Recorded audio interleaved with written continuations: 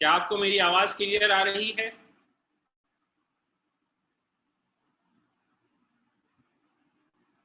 Thank you.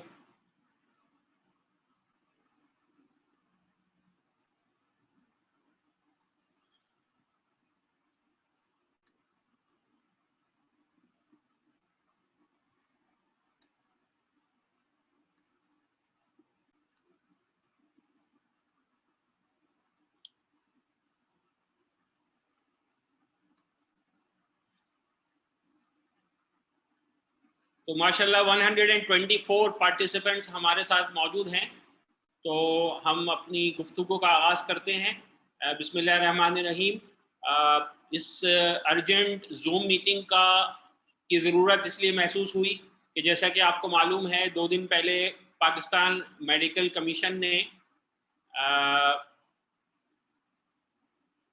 अपने rules and regulations का और नेशनल एमडीकैट के हवाले से 2021 के हवाले से एक बहुत इम्पॉर्टेंट प्रेस कॉन्फ्रेंस की और उसमें बहुत इम्पॉर्टेंट पॉइंट्स डिस्कस किए और बयान किए। और वो पॉइंट्स इतने सारे थे और इतने मल्टी लेवल के थे कि शायद हमें ऐसा लगा कि स्टूडेंट्स को काफ़ी टेंशन हो रही है या फिक्र हो रही है और उनको एक्सप्लेन करना भी ज़रूरी है उन पॉइंट्स को भी, और स्टूडेंट्स को भी ये बताने की ज़रूरत है कि अब आगे क्या करना है और कैसे करना है। तो मैं अपनी इस डिस्कशन का स्टार्ट इस बात से करता हूँ कि पीएमसी की इस कॉन्फ्रेंस के बाद मेरा ओवरऑल कंक्लूजन ये है कि अच्छा पढ़ने वाले स्टूडेंट्स के लिए मेडिकल कॉलेज में एडमिशन का प्रोसेस आसान कर दिया गया है। तो हर वो चीज़ जो नई होती है उसको सुनकर या देखकर खौफ आता है और मुमकिन है कि बहुत से स्टूडेंट्स को कुछ डर लग रहा हो या सोशल मीडिया पे जिस किस्म की गुफ्तगू चलती है, जिसका सोशल मीडिया का सक्सेस होता है पैनिक मोड में, खाली कि आप जिस चीज़ पे पैनिक क्रिएट करते हैं वो मशहूर हो जाती है, वायरल हो जाती है। तो उस पैनिक की वजह से आप लोग पैनिक हो रहे हों, लेकिन रियलिटी ये है कि मेडिकल कॉलेज एडमिशन का प्रोसेस बहुत ज़्यादा सिस्टमैटिक, ऑर्गेनाइज और आसान हो गया है। और ये वो प्रोसेस है जो दरअसल अमेरिका में बहुत अरसे से राइज है, और ये वो प्रोसेस है जो आपके लिए काफ़ी मामलात को आपके हाथ में दे देगा एडमिशन के हवाले से। अब ये कैसे होगा मैं आपको पॉइंट वाइज डिस्कस करके बताऊंगा। फिलहाल सिर्फ ये समझ लीजिए कि आपके लिए ज़्यादातर अच्छी खबर है, और ये समझ लीजिए कि ये भी अच्छी खबर है कि अनाउंस हो गया है कि क्या होगा और कब होगा। असल टेंशन जब होती है जब 15 दिन पहले तक इंसान टेंशन में बैठा रहे कि क्या होगा और कब होगा। और ये भी अच्छी खबर है कि पेंडेमिक के बावजूद एमडी कैट का इजीली होल्ड करने का प्रोसेस अनाउंस हो गया है, जो कोविड पेंडेमिक में कोविड स्प्रेड के बगैर प्रोसेस हो सकेगा और आपका सेकेंड ईयर का इम्तिहान भी टाइम पर हो जाएगा। तो ये सारी बातें पॉजिटिव हैं, और जब ये सब पॉजिटिव हो ख़ास तौर पे अच्छे स्टूडेंट्स के लिए, तो फिर आपको फ़िक्र की कोई ज़रूरत नहीं है। तो अभी तो सिर्फ आप एक बात ज़हन में रखें कि हिम्मत मर्दा मदद खुदा, और यहाँ मर्दा से मुराद इंसान हैं जिसमें लेडीज़ और जेंट्स, मेल एंड फीमेल दोनों शामिल हैं। तो अब आप हिम्मत बांध लीजिए, और जो आपने अब तक मेहनत की है इंशाल्लाह वो आने वाले दिनों में आपको सही मानों में इस्तेमाल करने का वक्त आ गया है। यहाँ तक कोई बहुत बर्निंग क्वेश्चन किसी को पूछना है तो पूछ सकते हैं, मैं वरना आगे बढ़ता हूँ और पॉइंट वाइज डिस्कस करता हूँ कि पीएमसी ने क्या बताया है। If anybody has a very burning question, you can raise hand.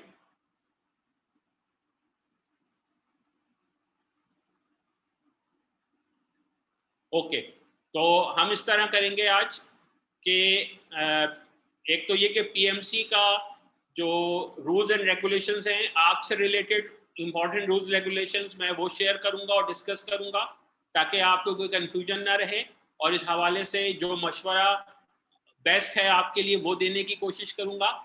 और जो आपका पीएमसी का करिकुलम है उसकी डिटेल्स तमाम टीचर्स यानी सर डॉक्टर अदनान शमसी, सर आमिर अरशद, सर उवैस निसार और सर तकी अतारी आपको समझाएंगे कि अब करिकुलम में जो आपको पढ़ना है वो क्या पढ़ना है और क्या नहीं पढ़ना है।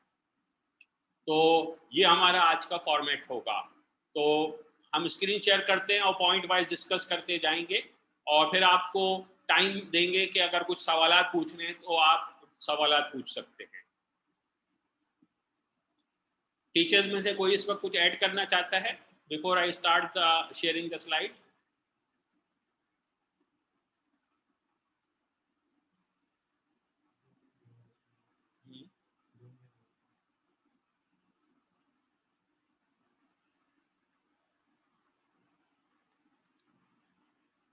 डॉक्टर अदनान शमसी कुछ कहना चाहेंगे इस मौके पे?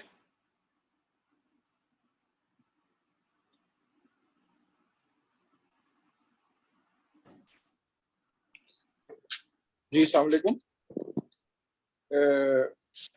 सर मैं अपनी टर्न पे इंशाल्लाह जो है वो स्टूडेंट्स के साथ कुछ चीज़ें शेयर करूंगा कि लास्ट ईयर भी जो है वो पीएमसी ने जो सिलेबस दिया था और फिर जो पेपर कंडक्ट किया था, स्टूडेंट्स को किन पॉइंट्स पे अगर मसले मसाइल आए थे लास्ट ईयर वालों को, ठीक है, और आपने उसके अंदर कैसे चेंज लेकर आने हैं, तो मैं वो लास्ट ईयर का पेपर भी सामने रखूंगा और स्टूडेंट्स को किन क्वेश्चंस में प्रॉब्लम आई थी तो वो चीज़ अभी थोड़ी देर में इनको क्लियर हो जाएगी कि इस वक्त आपको स्टिक होने की जरूरत है। जो अभी सिलेबस शेयर हुआ है लास्ट ईयर के सिलेबस में जो चीजें मौजूद थी एग्जैक्टली पीएमसी ने वही चीजें पेपर में दी थी और उसके अलावा कुछ भी ऊपर ऊंच नीच नहीं की थी, ठीक है।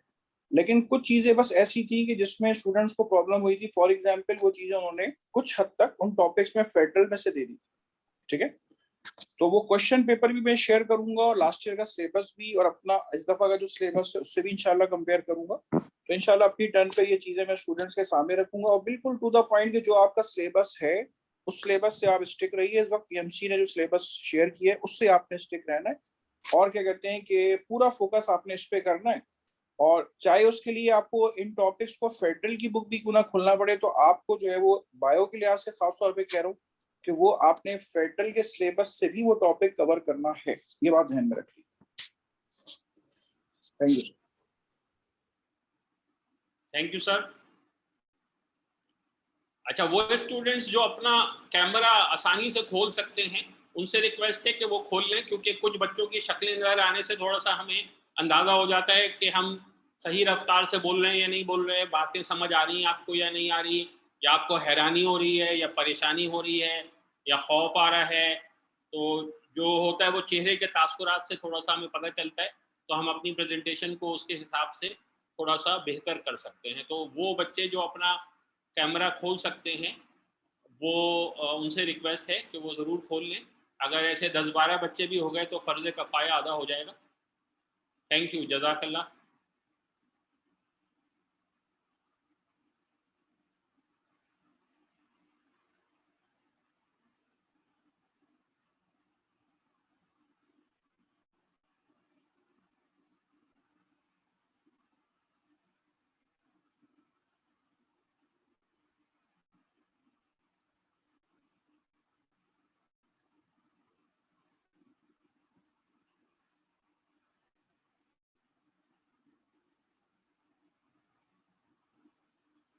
जी sir, I will ready.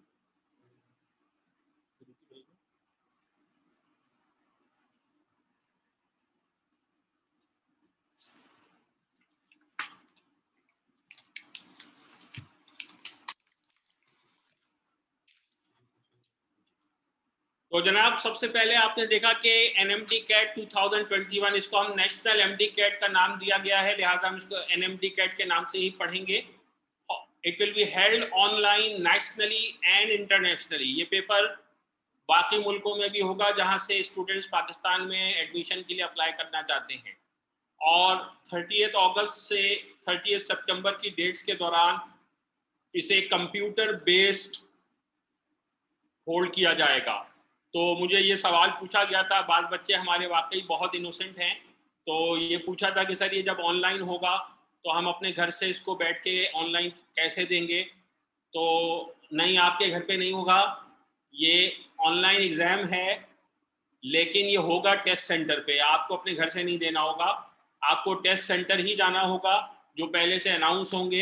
Karachi के लिए गालिबन एनईडी यूनिवर्सिटी सेलेक्ट हुआ है, अभी कंफर्मेशन हो जाएगी आपकी 1-2 दिन में। वहाँ पे आपको जाकर उनके कंप्यूटर्स पे बैठ के 1 टू 1 आपके कमरे में आप होंगे और आपका कंप्यूटर होगा और कुछ नहीं होगा। और वहाँ कैमरे लगे होंगे, वहाँ रिकॉर्डिंग हो रही होगी, तो हर बच्चा अपना exam computer based test centre पे जाके देगा। और दुनिया के तमाम बड़े एग्ज़ाम जैसे कि सेट है, जैसे कि जीआरई है, टोफल है, आइल्स है, और इसी तरीके से यूएसएमएलई के एग्ज़ाम्स हैं, और बहुत सारे जो इंटरनेशनल एग्ज़ाम्स हैं वो ऑनलाइन इसी तरह से होते हैं। तो अगर ये प्रोसेस पाकिस्तान में हो रहा है तो ये एक बहुत अच्छी खुशाइंद बात है। इसमें हर तरह की अनफेयर मीन्स को एलिमिनेट करना आसान होता है। तो इन डेट्स पे ये एग्ज़ाम होगा। Minimum weightage allocated to MD CAT and MD CAT at government medical colleges is 50%. तो जो मेरिट लिस्ट बनेगी गवर्नमेंट कॉलेजेस के दाखिलों के लिए, उसमें इस टेस्ट के स्कोर का 50% वेटेज होगा। तो अगर आपने इस टेस्ट में जो भी स्कोर किया, अगर आपके फॉर एग्जांपल टेस्ट में 90 बने, 90% बना, तो आपका जो फाइनल मेरिट होगा उसमें 45 मार्क्स यहाँ से काउंट होंगे। बाकी 50% कहाँ से आएगा? तो वो पीएमसी ने कह दिया है कि हर प्रोविंस आज़ाद है, वो खुद फैसला करेगा। जो अब तक की हमारी इत्तलात हैं तो सिंध में 40% इंटर के मार्क्स लिए जाएंगे और 10% मैट्रिक के मार्क्स लिए जाएंगे। लेकिन ये मॉडिफाई हो सकता है, जब फाइनल अनाउंसमेंट आएगा आप उस वक्त देखेंगे कि गवर्नमेंट क्या तय करती है। ठीक है, लेकिन जो एनएमडी कैट का पीएमसी ने अनाउंसमेंट किया है तो उस टेस्ट की मिनिमम वेटेज 50% ली जानी है। 50 से ज़्यादा भी ली जा सकती है, लेकिन मिनिमम 50% का रूल दे दिया। प्राइवेट मेडिकल कॉलेजेस में इस एडमिशन टेस्ट का जो आप देंगे, यानी जिनको प्राइवेट मेडिकल कॉलेज में जाना है उनको भी एनएमडी कैट लाजमन देना है। बगैर एनएमडी कैट दिए और बगैर एनएमडी कैट में 65% मिनिमम स्कोर किए आप पाकिस्तान के किसी मेडिकल कॉलेज में किसी सूरत में भी दाखिला नहीं ले सकते एमबीबीएस या बीडीएस प्रोग्राम के लिए। तो प्राइवेट मेडिकल कॉलेज में एनएमडी कैट की वेटेज मिनिमम 25% होगी और बाकी 75% के लिए वो प्राइवेट कॉलेजेस आज़ाद हैं कि वो उसकी क्या वेटेज बाकी 75% कहाँ से लें।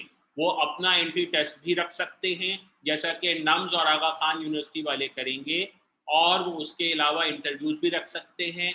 वो उनके हाथ में है, वो इंटर और मैट्रिक के मार्क्स को भी इंक्लूड कर सकते हैं। जो बी या लोअर कैटेगरी के प्राइवेट कॉलेजेस होंगे वो पाबंद हैं 25% एनएमडी कैट का स्कोर लेने के और 50% इंटर एंड मैट्रिक का स्कोर लेने के, यानी उनके अपने पास सिर्फ 25% है। और ज्यादातर प्राइवेट मेडिकल कॉलेजेस इस वक्त बी कैटेगरी में हैं। जो मेरी इंफॉर्मेशन है उसके मुताबिक फिलहाल आगा खान यूनिवर्सिटी और नम्स को ए कैटेगरी में शामिल किया गया है। तो वो 75% के मालिक होंगे। अब ये जुमले मैं बोल रहा हूँ, लेकिन आप इसको सुन के निकाल दें दिमाग से, क्योंकि बॉटम लाइन आपको ये याद रखनी है कि आपको एनएमडी कैट देना है और अच्छी तैयारी से देना है। किसने कितने परसेंट क्या लेना है इसकी अभी फिक्र ना करें, क्योंकि जितनी कॉम्प्लिकेटेड इंफॉर्मेशन पे आप अपने नाजुक से दिमाग को लगाएंगे वो बेचारा उतना कमजोर होता जाएगा। तो उसको अभी ज्यादा टेंशन ना दें।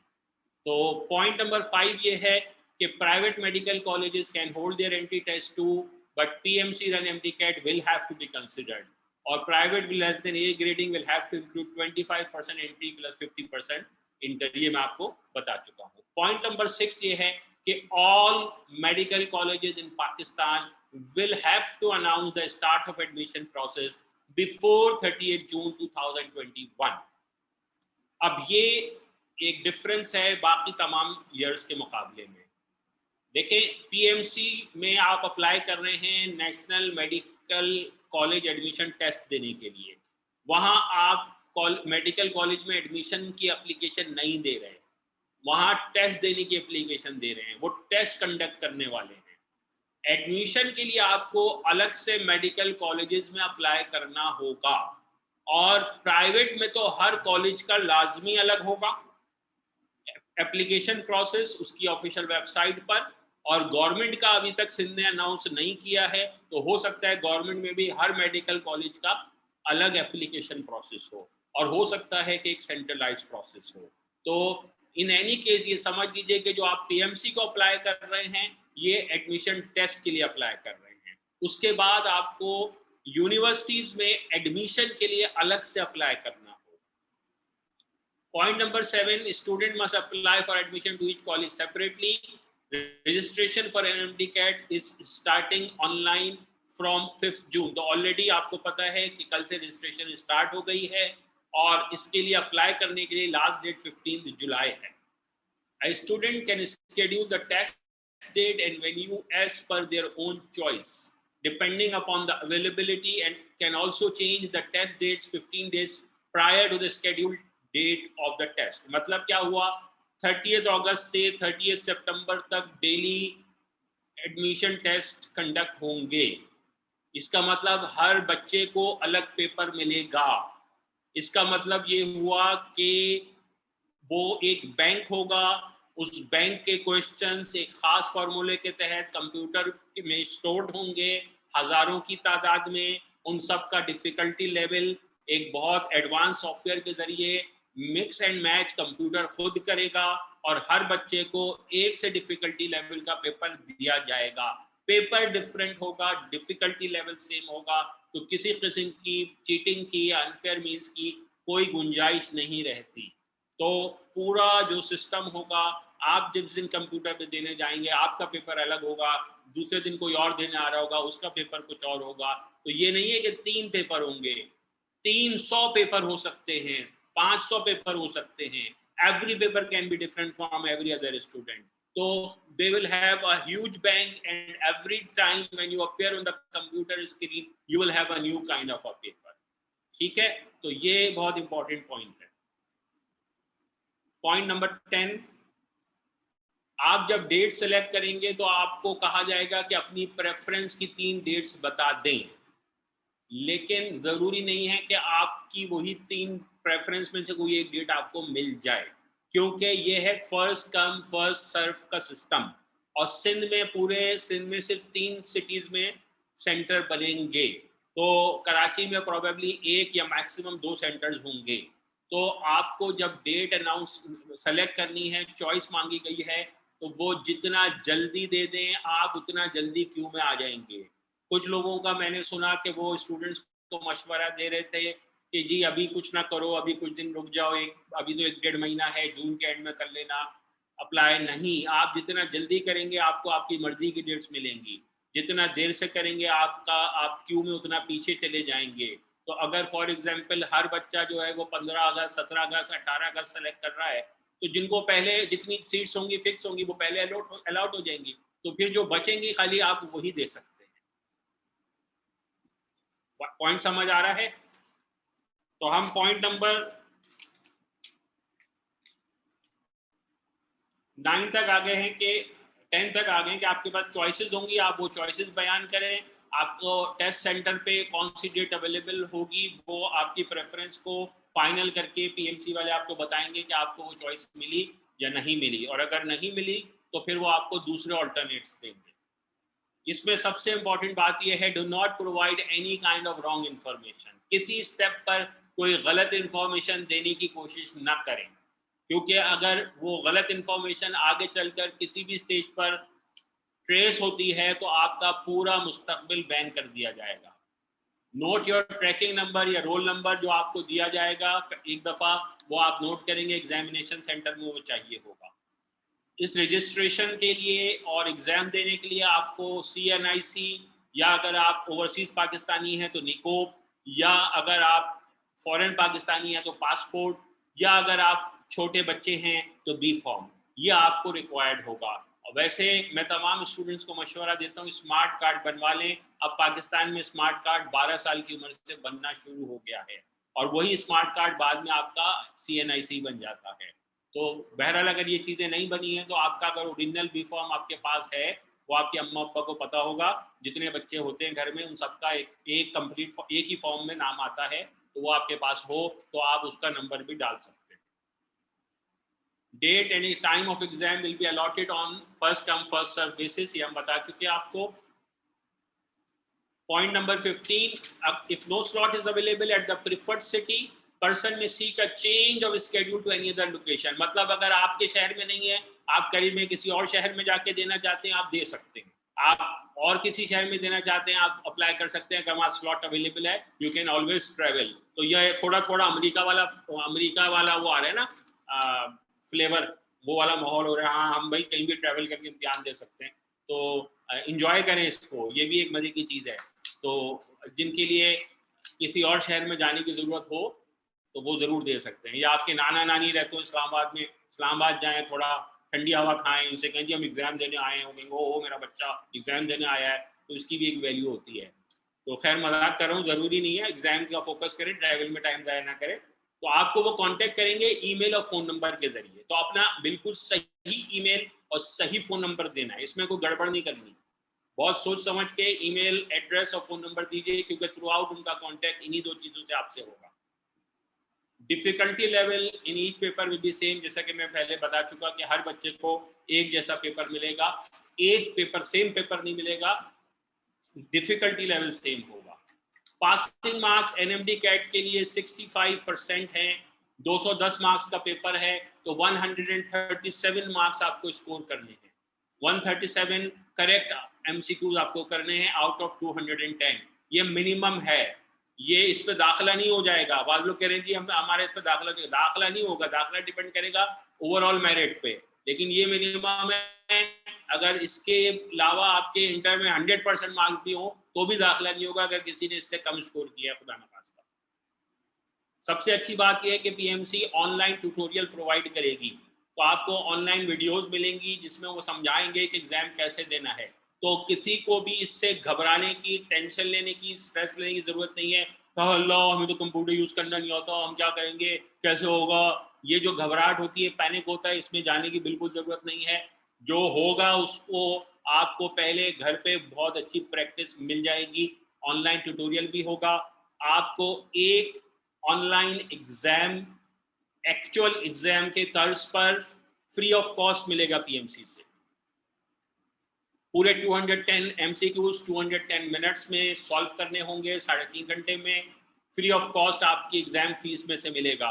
एक वो होगा, और एक से ज्यादा दफा भी आप दे सकते हैं प्रैक्टिस के लिए, लेकिन उसकी फीस होगी। तो मेरा मशवरा यह है कि आपको 2 लेने चाहिए एटलीस्ट, एक फ्री वाला भी और एक एक्स्ट्रा भी। कब? एक तो एज सुन एज पॉसिबल, जैसे ही वो अवेलेबल कर दें, आप उसके विद इन अ वीक आप एक दफा टेस्ट करके देख लें। इसका फायदा ये होगा कि जो आने वाले दिन है उसमें आपको तैयारी में एक थोड़ी सी डायरेक्शन मिल जाएगी कि भाई इस तरह से पेपर था, इस तरह के सवाल थे। वो सवाल एक भी रिपीट नहीं होगा, क्योंकि प्रैक्टिस का जो बैंक है वो अलग होगा, एग्जाम का बैंक अलग होगा, लेकिन आपको डायरेक्शन मिल जाएगी, प्रोसेस समझ आ जाएगा। तो आगे जो आप तैयारी करेंगे आप उसको तैयारी की डायरेक्शन समझ सकते हैं। और एक प्रैक्टिस एग्जाम आप रखिएगा जो पेड होगा, आपका एक्स्ट्रा फीस देनी पड़ेगी, वो आप जो एक्चुअल एनएमडी कैट है उससे 1 हफ्ता या 10 दिन पहले, 10 दिन पहले इसलिए कह रहा हूँ ताकि वो करने के बाद अगर आपको फर्दर कोई रिव्यू समझ आए उस वक्त तो आप कर सकें। तो ये जो प्रैक्टिस टेस्ट होगा उसके लिए मेरा मशवरा है। सिलेबस उन्होंने अपलोड कर दिया है तमाम बोर्ड्स का, जैसा मेरी आवाज सही आ रही है सबको?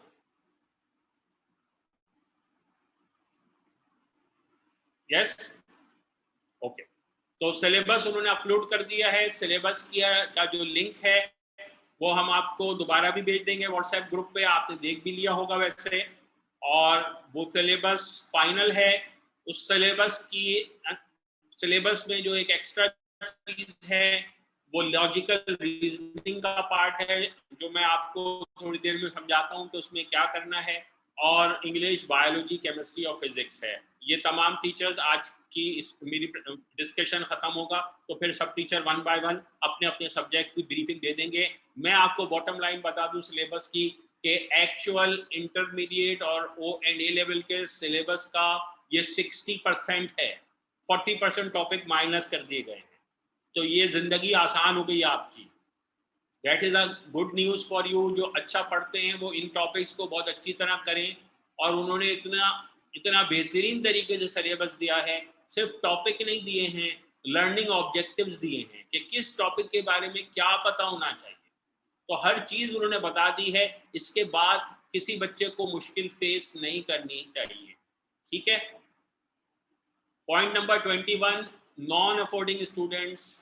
आप अफोर्डिंग हैं या नॉन अफोर्डिंग हैं, आप प्राइवेट कॉलेजेस में भी जरूर अप्लाई करें।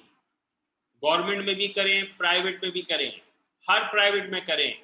इसकी वजह यह है कि एक तो अच्छे प्राइवेट कॉलेजेस में नॉन अफोर्डिंग स्टूडेंट्स के लिए भी स्कॉलरशिप प्रोग्राम्स भी होते हैं, लोन प्रोग्राम्स भी होते हैं। दूसरे, खुद पीएमसी ने 250 मिलियन रुपीस का एक स्पेशल फंड जनरेट किया है, जो डिजर्विंग नॉन अफोर्डिंग लेकिन जीनियस स्टूडेंट्स के लिए, जिनका दाखिला प्राइवेट मेडिकल कॉलेज में हो जाएगा और वो फीस नहीं दे सकेंगे, वो पीएमसी को अप्लाई करेंगे। पीएमसी उनको नेशनल स्कॉलरशिप प्रोग्राम से स्कॉलरशिप प्रोवाइड करेगी। तो इसलिए ये बहुत अच्छा मौका है और एक बहुत अच्छा स्टेप है कि कोई भी अफोर्डिंग और नॉन अफोर्डिंग हो, अगर वो डिजर्व करता है मेरिट पर, तो उसका प्राइवेट में दाखिला होगा तो उसको फीस की टेंशन नहीं लेनी पड़ेगी। ठीक है। Minimum eligibility for taking admission is 65% in FSC और equivalent। तो ये एक तो टेस्ट में पास करने के लिए 65 चाहिए, दूसरे आपकी इंटर की, और अगर आपने ए लेवल किया है तो ए लेवल की इंटर इक्वलेंट 65% होनी चाहिए। तो ये इसलिए आपका इंटर का इम्तिहान भी बहुत इंपॉर्टेंट है, बहुत ज्यादा इंपॉर्टेंट हो गया है जो अब आप इंटर का इम्तिहान देने जा रहे हैं, क्योंकि यही फर्स्ट ईयर का स्कोर डिसाइड करेगा, यही सेकेंड ईयर का स्कोर डिसाइड करेगा, और यही आपके फ्यूचर एडमिशन डिसाइड करेगा। पॉइंट 23 बड़ा इंटरेस्टिंग पॉइंट है, स्टूडेंट फेवर पॉइंट है। The test result is valid for 2 years। वो एनएमडी कैट जो आप इस साल देंगे, वो उसका रिजल्ट आप इस साल भी यूज कर सकते हैं और अगले साल भी अप्लाई करने के लिए यूज कर सकते हैं। तो अगर खुदा न खास्ता आपका किसी वजह से इस साल एडमिशन नहीं हो सका, तो आप अगले साल उसी रिजल्ट को अब यूज कर सकते हैं। अगले साल जब एडमिशन होंगे कॉलेजेस में, मेडिकल कॉलेजेस में, तो आप दोबारा उसको एज इट इज यूज कर सकते हैं टू अप्लाई, और आप री एग्जाम दे सकते हैं जितनी दफा दिल चाहे, लेकिन साल में एक दफा। तो एक साल में कई दफा नहीं दे सकते, एक साल में एक दफा, लेकिन अगले साल फिर दिल चाह रहा है या खुदा न खास्ता इस साल नहीं हुआ, you want to take the exam, you can take the exam. फिर उसके अगले साल दिल चाह रहा है 2022 में नहीं हुआ, अल्लाह ना करे 2023 में दे दें। तो जिनको वाकई पैशन है, तो पैशन के लिए एक आध साल एक्स्ट्रा देना कोई मायने नहीं रखता। तो अल्लाह करे आप सबका इस साल हो जाए, लेकिन अगर किसी का नहीं हो सके, and if you are really passionate about it, this is the great chance. अब आप अगले साल भी दे सकते हैं, इस रिजल्ट को भी अगले साल यूज कर सकते हैं, उसके अगले साल भी दे सकते हैं, and there will be no deduction, कोई माइनस मार्क्स नहीं होंगे अगले साल देने पे या उसके अगले साल देने पे। ठीक है। Point 27, how to register. तो हाउ टू रजिस्टर के लिए आपको हम वो वेबसाइट दिखाते हैं।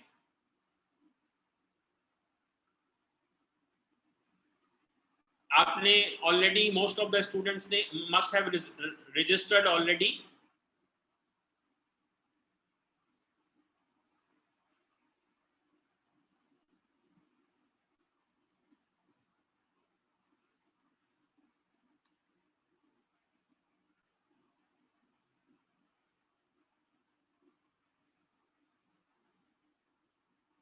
तो जब आप पीएमसी की वेबसाइट पे जाते हैं तो काफ़ी बच्चे बेचारे इतने मासूम हैं, वो पीएमसी की वेबसाइट पे जाते हैं लेकिन उनको वो साइट नहीं मिलती, या वो परेशान होते हैं कि सर कहाँ रजिस्टर करना है, समझ नहीं आ रहा।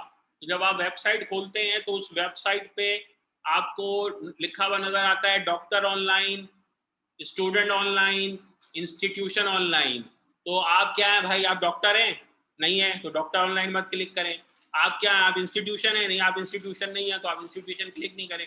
आप स्टूडेंट है तो आप स्टूडेंट ऑनलाइन क्लिक करें। जब आप स्टूडेंट ऑनलाइन क्लिक करेंगे तो फिर वो आपको दूसरे पेज पे ले जाएगा जिस पर लिखा हुआ आ रहा होगा register for MD CAT 2021, register for NLE 2021। तो एनएलई आपको समझ में भी नहीं आ रहा, इसका मतलब ये आपसे मुताल्लिक नहीं है। एमडी कैट 2021 समझ आ रहा है, इसको क्लिक कर दीजिए। अब आप इसको क्लिक करेंगे तो फिर एक पेज खुलेगा। अब जो पेज खुलेगा उस पर लिखा होगा कि जी अपना ईमेल एड्रेस, नाम डालिए, पासकोड डालिए, और नीचे लिखा हुआ आ रहा होगा साइन अप और लॉगिन। तो अगर आपने पहले अकाउंट नहीं बनाया है तो जाहिर है कि आप उसमें कोई पासकोड नहीं डाल सकते हैं, तो आपको क्या करना होगा, आपको पहले साइन अप करना होगा। तो ये अब ये जो पेज हम देख रहे हैं, देखें, सबसे पहले साइन अप करेंगे आप। साइन अप में जब आप जाएंगे तो वो आपसे कोई डिटेल्स पूछेगा, वो आप डिटेल्स दे देंगे, आपका शनाख्ती कार्ड नंबर पूछेगा। तो अगर शनाख्ती कार्ड नहीं है तो आप अपना वे फॉर्म नंबर डालेंगे, और आपसे मोबाइल नंबर पूछेगा, आपकी कंट्री पूछेगा, और आपका फुल नेम पूछेगा, मोबाइल नंबर आपने डाल दिया, और एक आपसे कहेगा पासवर्ड सेलेक्ट करो। तो आपने खुद एक पासवर्ड डालना है। तो आप पासवर्ड जो डालें वो कहीं और भी लिख लें ताकि अगली एंट्री पे भूल ना जाए। तो आपने पासवर्ड डाला। अब आपको लिखा हुआ आएगा कि your account will be verified, check your email. अब आप दोबारा लॉगिन अभी नहीं करें, अब आप जाएंगे अपने ईमेल पे। फौरन ईमेल नहीं आएगी, हो सकता है एक दिन बाद आए, हो सकता है 2 दिन बाद आए, 1 से 2 दिन लग जाते हैं बाद वक़्त। जब प्रोसेस बेहतर हो जाएगा तो फौरन ईमेल भी आ जाएगी। जो आपने ईमेल एड्रेस प्रोवाइड किया सही करना है, उसका इनबॉक्स चेक करें, उस पे पीएमसी से ईमेल आई होगी अकाउंट वेरिफिकेशन की, तो वहाँ से अकाउंट को वेरीफाई कीजिए। जब आप अकाउंट वेरीफाई करेंगे या लिंक को वेरीफाई करेंगे तो अब आपका अकाउंट रजिस्टर हुआ। अब आप वापस जाएंगे उसी पेज पे, लॉगिन वाले पेज पे, और अब यहाँ पे आप अपना ईमेल और जो पासवर्ड आपने पहले डाला था वो डाल के लॉगिन करेंगे। तो साइन अप फर्स्ट टाइम वाला करेगा, और जिसने एक्टिवेट कर लिया अपना अकाउंट वो लॉगिन करेगा। और अगर जिसने पहले अकाउंट बना लिया था, जो 1 महीने पहले 2 महीने पहले से इन्होंने ये साइट ऑन कर दी थी, तो वो उसी डिटेल को डाल के लॉगिन कर सकते हैं। अगर आप अपना पासवर्ड खुदा ना खास्ता भूल जाएं, एक तो कोशिश करें ना भूलें, क्योंकि बार बार जो पासवर्ड भूलते हैं वो सिस्टम में वो टैग हो जाता है अकाउंट कि ये इसमें कोई घपला है, तो आगे जाके ब्लॉक हो सकता है वो अकाउंट। तो कोशिश करें पासवर्ड ना भूलें, कहीं लिख के रखें, अम्मी पापा के पास रखवा दें, और उसके बाद आपके पास वहाँ पे एक ऑप्शन लिखा हुआ है, अगर आप पासवर्ड भूलें तो फॉरगॉट पासवर्ड, तो फॉरगॉट पासवर्ड को क्लिक करेंगे तो वो आपको फिर सिखा देगा कि भाई कैसे आपने पासवर्ड को दोबारा रिट्रीव करना है। वो आपकी ईमेल पे एक रीसेट लिंक भेज देगा। ये वो पेज है जो आपका पीएमसी का पहले खुलता है। इसमें आपने डॉक्टर ऑनलाइन पे नहीं जाना, लाइसेंस ऑनलाइन पे नहीं जाना, स्टूडेंट ऑनलाइन पे जाना है। जब भी आपको जाना होगा, every time go to student online, go to NMDCAT 2021 and then log in. ये आपका प्रोसेस है सिंपली। कब करें, कब रजिस्टर करें अपना अकाउंट, आइडियली अब तक कर लेना चाहिए था। अगर नहीं किया है अगले 2-3 दिन में कर लीजिए, क्योंकि अब दिस इज क्लियर कि ये होने जा रहा है। आप अपना अकाउंट रजिस्टर कर लीजिए ताकि आपको अपनी चॉइस डेट्स की क्यू में जल्दी लगाया दिया जाए। चॉइस डेट्स क्या रखेंगे आप? चॉइस डेट्स आपकी मर्जी है, लेकिन मुझे ये लगता है कि जो 30 डेज उन्होंने दिए हैं उसके फर्स्ट 7 डेज और लास्ट 7 डेज छोड़ दें। अब बाल बच्चों ने पूछा सर क्यों छोड़ दें, तो फर्स्ट 7 डेज इसलिए छोड़ दें कि जो फर्स्ट 7 डेज में होने वाला है वो आपको पता लग जाएगा उन बच्चों से जिनके साथ हो चुका होगा। जैसे जब बकरीद आती है ना, तो बहुत सारी गाय बकरे लाइन से खड़े होते हैं, तो जो पहले बकरा चला जाता है कुर्बान होने, तो बाकियों के बाद मौका होता है कि अच्छा अब इस तरह कुर्बानी पे जाना है, तो वो फिर भाग सकते हैं। तो इसी तरीके से फर्स्ट 7 डेज कुर्बानी के बकरों के लिए छोड़ दें। तो आप फर्स्ट 7 डेज में ना जाएं ताकि आपको इन्फॉर्मेशन मिल जाए कि भाई अच्छा वहाँ ये हुआ था, अच्छा ये हुआ था, अच्छा इस तरह का सवाल आया था, ये करके जाना, ये मत करके जाना, ये रखना, ये मत रखना, वगैरह वगैरह। ठीक है। लास्ट 7 डेज क्यों ना रखें? इसलिए कि आपको एक बहुत अच्छी ऑप्शन ये दे रहे हैं कि अगर आप चाहें तो आपने जो डेट ली है आप उस डेट को बाद में चेंज कर सकते हैं। इवन आप 24 आवर नोटिस पे चेंज कर सकते हैं। और तो अगर खुदा ना खास्ता आपको किसी वजह से चेंज करना पड़ा, फर्ज कीजिए आपने डेट ले ली थी 30 अगस्त की या 29 अगस्त की, 30 सितंबर की या 29 सितंबर की, तो अब अगर खुदा ना खास्ता उस दिन आप बीमार हो गए, तो आप एक दिन पहले बीमार हो गए, 2 दिन पहले बीमार हो गए, आपने उनको लिखा कि भाई मैं नहीं दे सकता, वो रिस्केड्यूल कहाँ करेंगे, उनके पास जगह ही नहीं आगे। 1 दिन बचा है, 2 दिन बचे, तो कम से कम 1 हफ्ता तो बचाओ ना आपकी शेड्यूल डेट के बाद कि आपको रीशेड्यूल किया जा सके। तो इसलिए कोशिश करें कि 3rd वीक में लें या 2nd वीक में लें। 1st और 4th वीक में डेट्स ना लें, 2nd और 3rd week should be your preference, क्योंकि इस तरह आप पहले हफ्ते से सेफ हैं, आपके पास इंफॉर्मेशन आ जाएगी, आप ज़हनी तौर पर ज़्यादा तैयार होंगे और आप आखिरी हफ्ता संभाल के रखेंगे कि खुदा ना खास्ता किसी वजह से आपको चेंज कराना पड़ी डेट, तो आप लास्ट वीक में शिफ्ट कर सकें अपने आप को। ठीक है, अब मैं बताऊंगा कि टेस्ट के दौरान क्या करना है। तो ड्यूरिंग द टेस्ट पहले तो ये कि ऑब्वियस सी बात है, टाइम पर पहुंचना है, टाइम से भी आधा घंटा पहले पहुंचे, क्योंकि अंडर एनी सर्कमस्टांसेस आप लेट जाएंगे, आपको अंदर नहीं जाने दिया जाएगा। रीअपियर करने की पॉसिबिलिटी है अगर आप किसी वजह से हादसाती तौर पर लेट हो जाएं, लेकिन उसकी पूरी एग्जाम फीस दोबारा ली जाएगी और उसके लिए इंपॉर्टेंट होगा कि आगे डेट अवेलेबल हो।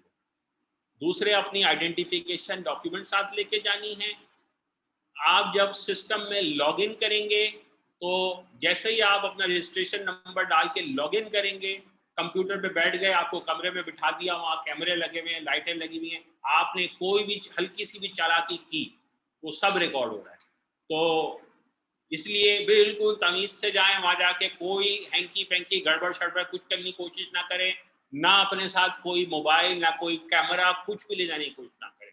इवन आपको पेन पेंसिल ले जाने की इजाजत नहीं होगी, वो सब कुछ वो खुद प्रोवाइड करेंगे, आपको ले जाने की इजाजत नहीं होगी। ठीक है, तो वहां जाकर आपने सिर्फ सुकून से दुआ पढ़ के आराम से कंप्यूटर पर बैठना है। कंप्यूटर पर बैठने के बाद रजिस्ट्रेशन नंबर डालना है और क्लिक किया, start the test, your time starts now. एक एमसीक्यू के लिए 1 मिनट है, एक वक्त में एक एमसीक्यू स्क्रीन पर आएगा, आप वो पढ़ेंगे, उसकी चॉइसेस आएंगी, आपने सोच समझ के चॉइस क्लिक करनी है, जो आपको सही लग रहा है बेस्ट आप क्लिक कीजिए, नो नेगेटिव मार्किंग। ठीक है, तो जो सही लग रहा है उसको क्लिक कर दीजिए, क्लिक कर दिया, नेक्स्ट पे चले जाइए, दूसरी एमसीक्यू आ जाएगा, उसे सॉल्व किया, नेक्स्ट पे चले जाइए। फर्ज कीजिए 2 एमसीक्यूज के बाद आपको याद आया नहीं वो पहले वाले में मैंने शायद गलत लिखा है, you can always go back, तो आपके पास बैक का ऑप्शन आ रहा होगा बड़ा बड़ा, आप बैक करके वापस जा सकते हैं, पिछला आंसर चेंज कर सकते हैं। आप कोई एमसीक्यू अभी अटेम्प्ट नहीं करना चाहते, बहुत कॉम्प्लिकेटेड लग रहा है, आप छोड़ के आगे जा सकते हैं। तो ज़रूरी नहीं है कि हर एमसीक्यू आप अटेम्प्ट करेंगे तो नेक्स्ट पे जाएंगे। तो ये सारी फ्लेक्सिबिलिटी आपको मिलेगी। आखिर में सबमिट करने का ऑप्शन आएगा, सबमिट करने से पहले तक आप अपने सारे आंसर चेंज कर सकते हैं, लेकिन सबमिट जब आपने कर दिया या टाइम ओवर हो गया, घड़ी चल रही होगी टिक टिक टिक टिक, टाइम ओवर हो गया, उसके बाद आपके पास ऑप्शन नहीं होगी चेंज करने की। तो सबमिट करने से पहले सोच समझ के सबमिट करना है आपने, उसके बाद once you have submitted then no change will be allowed. ठीक है, और आपको वहां जाने के लिए अपना रजिस्ट्रेशन नंबर प्रिंट करके साथ ले जाना होगा। मिसकंडक्ट बिल्कुल नहीं करना, 2 साल के लिए कम से कम बैन लगेगा अगर खुदा न खास्ता कोई भी गड़बड़ करने की किसी स्टूडेंट ने कोशिश की। पॉइंट नंबर 29,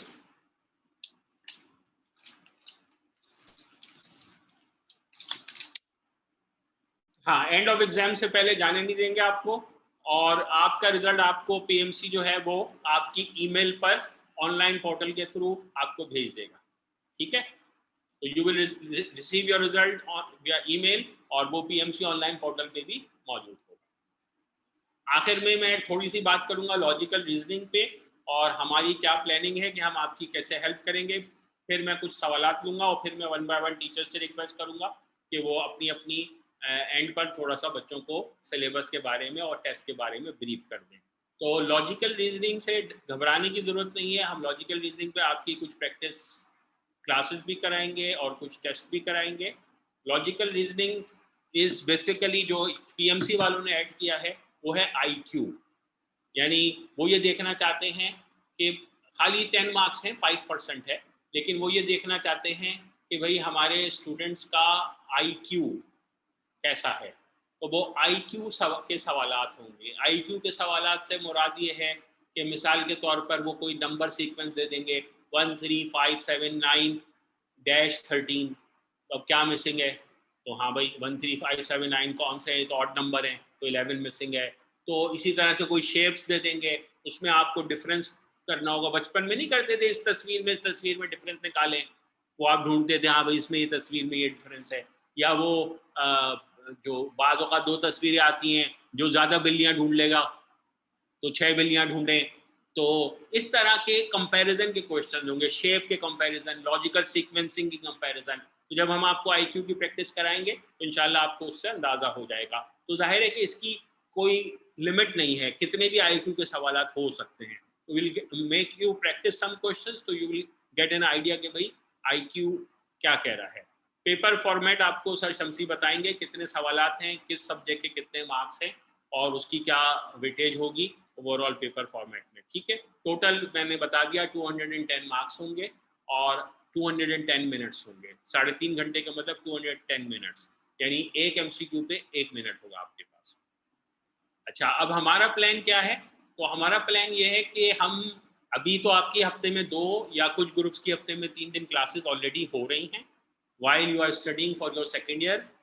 ए लेवल के बच्चे माशाल्लाह अपने ए लेवल से फारिग हो चुके हैं, उनके पास तो बहुत टाइम है। तो हम आपको हमने ज़्यादातर बुक्स प्रोवाइड कर दी हैं और मज़ीद कुछ बुक्स प्रोवाइड करनी है, वो अगले 8-10 दिन में आपको मिल जाएंगी। तो जब आप घर पे फ्री हो, खासतौर पे ए लेवल वाले बच्चों के पास काफ़ी फ्री टाइम होगा आजकल, तो वो प्रैक्टिस करें एमसीक्यूज़ की और उसके तहत तैयारी करें। हम अपना करिकुलम आपको इस तरह लेके चलेंगे कि सेकेंड ईयर का कोर्स आपका कम से कम मेरिटोरियस कोचिंग सेंटर में जो पढ़ रहे हैं उनका इंशाल्लाह 20 जून तक ख़त्म हो जाएगा। तो मेरिटोरियस कोचिंग सेंटर वाले बच्चे 20 जून तक फारिग हो जाएंगे। जो बाकी कोचिंग्स में भी हैं उनसे भी एडवाइस है कि वो अपना अपना सेकेंड ईयर का syllabus as early as possible ख़त्म कर लें। इसका फ़ायदा ये होगा कि हम 21 जून से 5 जुलाई तक हफ्ते में 5 या 6 दिन आपकी एमकेट की क्लासें रखेंगे। तो ऑलमोस्ट डेली क्लासेस आपकी रखेंगे 5 जुलाई तक। इसके 2 फ़ायदे होंगे, एक तो एमकेट का 80% करिकुलम आपका इंटर का एग्ज़ाम शुरू होने से पहले ही कवर हो जाएगा। और दूसरा फ़ायदा ये होगा, इफ़ नॉट 80 एटलीस्ट 70%। दूसरा फ़ायदा ये होगा, आपको अभी सर जब बताएंगे करिकुलम दिखाएंगे तो आपने देखा भी होगा, तो आपको पता चलेगा कि ज़्यादा करिकुलम सेकेंड ईयर का शामिल हुआ है और फर्स्ट ईयर के काफ़ी टॉपिक्स डिलीट हो गए हैं पीएमसी से। तो आप जब सेकेंड ईयर की तैयारी कर रहे हैं तो एक्चुअली आपके पीएमसी की तैयारी इज़ योर सेकेंड ईयर की तैयारी एंड योर सेकेंड ईयर की तैयारी इज़ योर पीएमसी की तैयारी। हाँ, जो टॉपिक्स में कुछ टॉपिक्स में फ़र्क है कि जो आपके कंडेंस सिलेबस में नहीं है सेकेंड ईयर के और पीएमसी के सिलेबस में है, वो आपको जो हम क्लासेस कराएंगे पीएमसी की मेडिकल कॉलेज एडमिशन टेस्ट की, उसमें हम आपको वो टॉपिक कवर कराएंगे। ठीक है, तो हमारा प्लान ये है कि हम 21 जून से 5 जुलाई तक रिगरस क्लासेस कराएंगे एमडी कैट की और 5 जुलाई से 15 या 17 जुलाई तक आपके सेकेंड ईयर के प्रिलिमिनरी एग्जाम्स लेंगे, मॉक एग्जाम्स लेंगे सेकेंड ईयर के, क्योंकि 28 जुलाई से आपके सेकेंड ईयर के पेपर हैं। ठीक है, मालूम है ना, बच्चे घूम रहे हैं कितने पेपर है, कब है, क्या क्या है, मासूम बच्चे। तो हम आपके साथ हैं, फिक्र नहीं करें, जो भी है हम आपके साथ हैं। तो और दूसरे, मैं हर स्टूडेंट को एक बात समझाता हूँ कि देखिए, परेशानी से टेंशन नहीं लेने की ज़रूरत है, क्योंकि एक बड़ी अच्छी खबर है, जो भी होने वाला है सबके साथ होगा।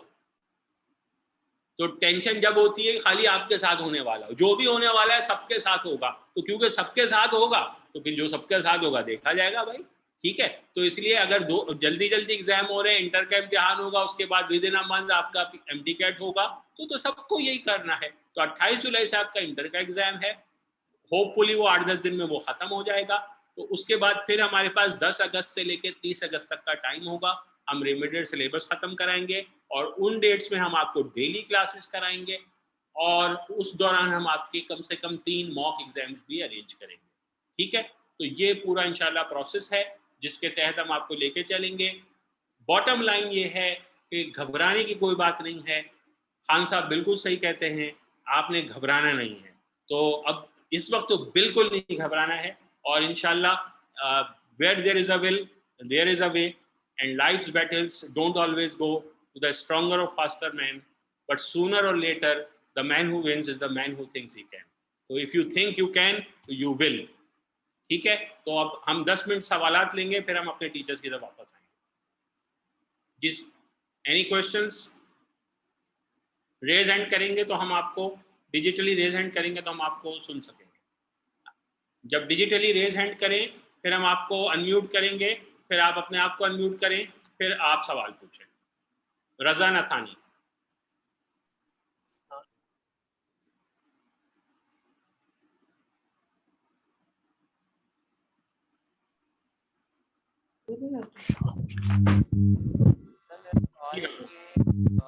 इवा कंफर्म करनी थी कि हमारा जो एमकैट है वो अलग है, और जो एडमिशन होगा हमारा यूनिवर्सिटी अलग सा एडमिशन टेस्ट होगा।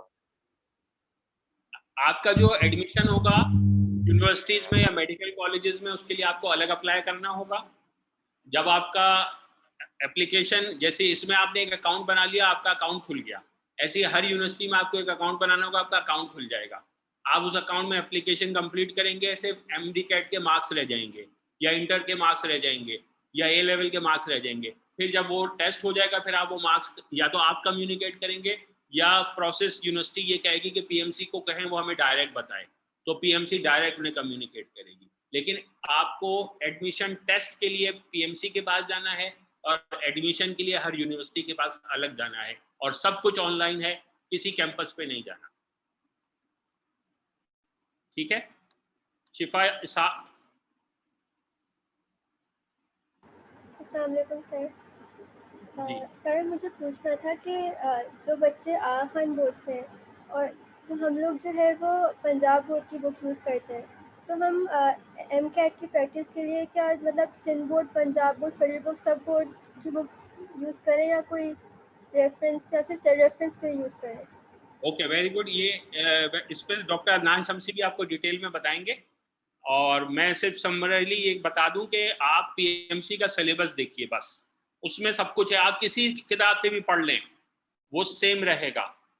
ठीक है, तो जो पीएमसी के करिकुलम में उन्होंने इतना खुल के लिख दिया है कि जो उसमें लिखा है कि ये आपको आना चाहिए वो आपको आना चाहिए, चाहे वो आपके उस पर्टिकुलर करिकुलम में है या नहीं है। मसलन मैं बताऊं कि सेकेंड ईयर फिजिक्स में उन्होंने एक टॉपिक दिया है, discharge of capacitor and charging of capacitor, तो ये इंटर के सिलेबस में नहीं है, लेकिन पीएमसी के सिलेबस में है, तो ये पीएमसी के लिए पढ़ना होगा आपको, इंटर वालों को। इसी तरीके से ए लेवल वाले अपना करिकुलम पीएमसी से कंपेयर करें, इसी तरह से आगा खान बोर्ड वाले अपना करिकुलम पीएमसी से कंपेयर करें, उसके बाद वो टॉपिक किसी भी किताब से पढ़ें। टॉपिक दे दिया, लर्निंग ऑब्जेक्टिव भी दे दिए उन्होंने, अब इसके आगे कुछ नहीं है।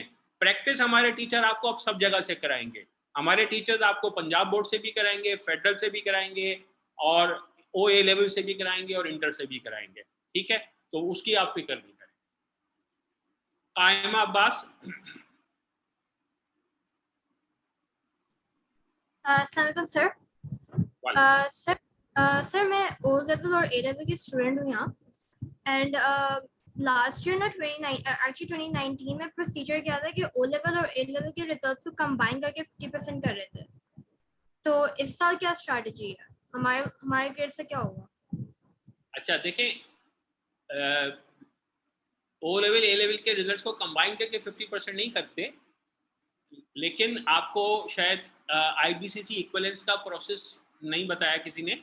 आईबीसीसी इक्विवेलेंस ऐसी होती है कि अगर वो आपसे, फॉर एग्जांपल सिंध गवर्नमेंट कहती है हम इंटर इक्विवेलेंस की वेटेज 40% रखेंगे, तो आप जब उनको इंटर इक्विवेलेंस देंगी तो आईबीसीसी आपकी जो इंटर इक्विवेलेंस बनाएगी उसमें 78% वेटेज आपके ओ लेवल के पेपर्स की लेती है वो, और 22% वेटेज आपके ए लेवल के पेपर की लेती है। इंटर की इक्विवेलेंस, मैट्रिक की इक्विवेलेंस या ओ लेवल इक्विवेलेंस जब बनाते हैं मैट्रिक के, वो तो ओ लेवल 100% जाएगा उसमें, उसकी वेटेज 10% है। इंटर की इक्विवेलेंस 40% है, लेकिन जो इंटर की इक्विवेलेंस आपकी बनेगी उसमें ए लेवल के सिर्फ 23-22% वेटेज जाती है। कैसे? 1100 मार्क्स की इक्विवेलेंस बनती है। ए लेवल में आपके 3 पेपर हैं, उनसे 300 मार्क्स आएंगे, बाकी 800 मार्क्स आपके ओ लेवल के 8 पेपर्स के आएंगे। तो अगर आपने ओ लेवल में अच्छा स्कोर किया है तो आपकी ए लेवल की इक्विवेलेंस अच्छी बनेगी, और अगर खुदा ना खास्ता उसमें स्कोर कम है तो आपकी ए लेवल की इक्विवेलेंस कम बनेगी। तो ये आईबीसीसी का ए लेवल इक्विवेलेंस का फॉर्मूला है। क्यों ऐसा करते हैं? क्योंकि ए लेवल में इंग्लिश, उर्दू, इस्लामियात, पाकिस्तानी नहीं होता, जबकि इंटर के बच्चों का ये होता है। तो इसलिए आपका वो इक्विवेलेंस लेने के लिए वो आपके ओ लेवल के सब्जेक्ट्स उठाते हैं। तो ये फॉर्मूला वही रहेगा, यानी एमडी कैट का इससे कोई ताल्लुक नहीं है, लेकिन ये आईबीसीसी इक्विवेलेंस का ये प्रोसेस है और हमेशा ये ऐसे ही रहता है। तो impact of your O level will be almost 60 to 70% compared to the impact of your A levels. सारा खुश हो? अस्सलाम वालेकुम सर, अगर हम सिंध के बाहर किसी और मेडिकल कॉलेज में एडमिशन लेना चाहें तो उसका टेस्ट सेम होगा, यही पीएमसी वाला, या फिर अलग होगा? गुड। देखिए, पूरे पाकिस्तान में दाखिला लेने के लिए एनएमडी कैट सबको देना है और पूरे पाकिस्तान में एक जैसे एग्जाम्स होंगे, सेम पेपर नहीं होगा। उसकी डिफिकल्टी लेवल यूनिवर्सिटी में अप्लाई करेंगे तो हर यूनिवर्सिटी का अपना रूल है। कराची के मेडिकल कॉलेज जिसमें अप्लाई करने वाले सिर्फ वो होंगे जिनके पास कराची का या सिंध का डोमिसाइल और जिन्होंने इंटर कराची से किया है।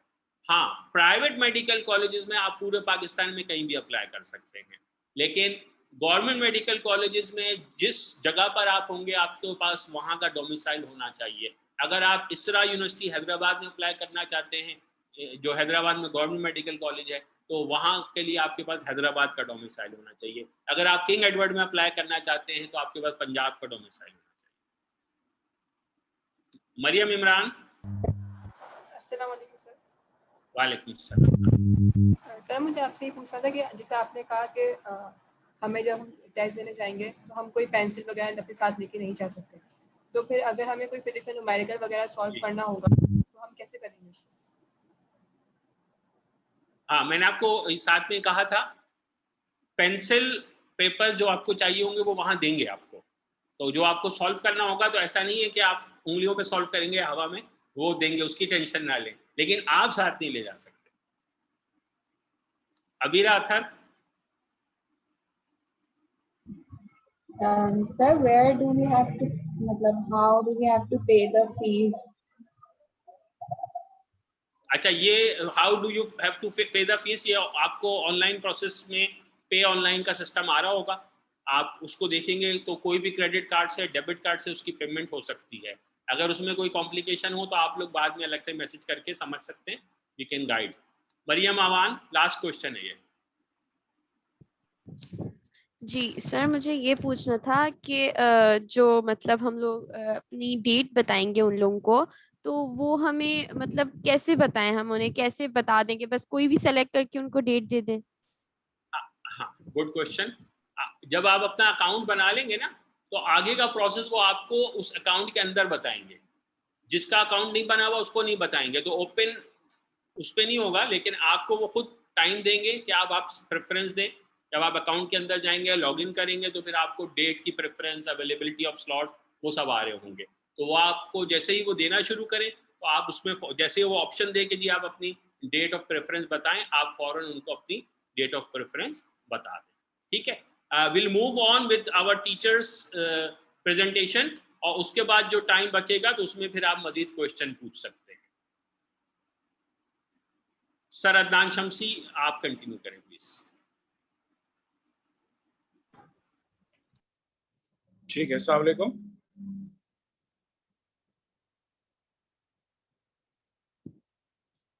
अच्छा स्टूडेंट्स, बहुत कॉम्प्रिहेंसिवली थैंक यू सर कि आपने इतना कॉम्प्रिहेंसिवली सब चीज़ें एक्सप्लेन कर दी, और मैं समझता हूँ कि स्टूडेंट्स के लिए सारी चीज़ें जो है वो बहुत ही ज़्यादा हेल्पफुल है। स्टूडेंट्स के लिए सारी चीज़ें बहुत ही ज़्यादा हेल्पफुल है, और जितनी बातें की मैं समझता हूँ कि मोर देन इनफ है। और वन इम्पॉर्टेंट थिंग कि मैं आपसे सिलेबस से रिलेटेड कुछ बातें करना चाहता हूँ। अच्छा, मुझे स्क्रीन शेयर का जो है वो ज़रा राइट दे दें आप। जैन सर, अगर आप मेरी बात सुन रहे हैं तो मुझे स्क्रीन शेयरिंग का राइट दे दीजिए काइंडली। स्क्रीन शेयर कर सकते हैं, आप को होस्ट है। Okay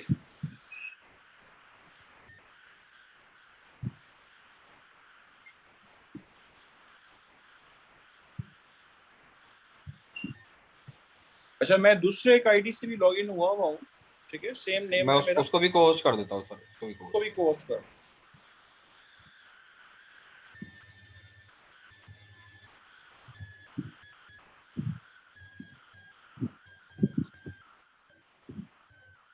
thank you.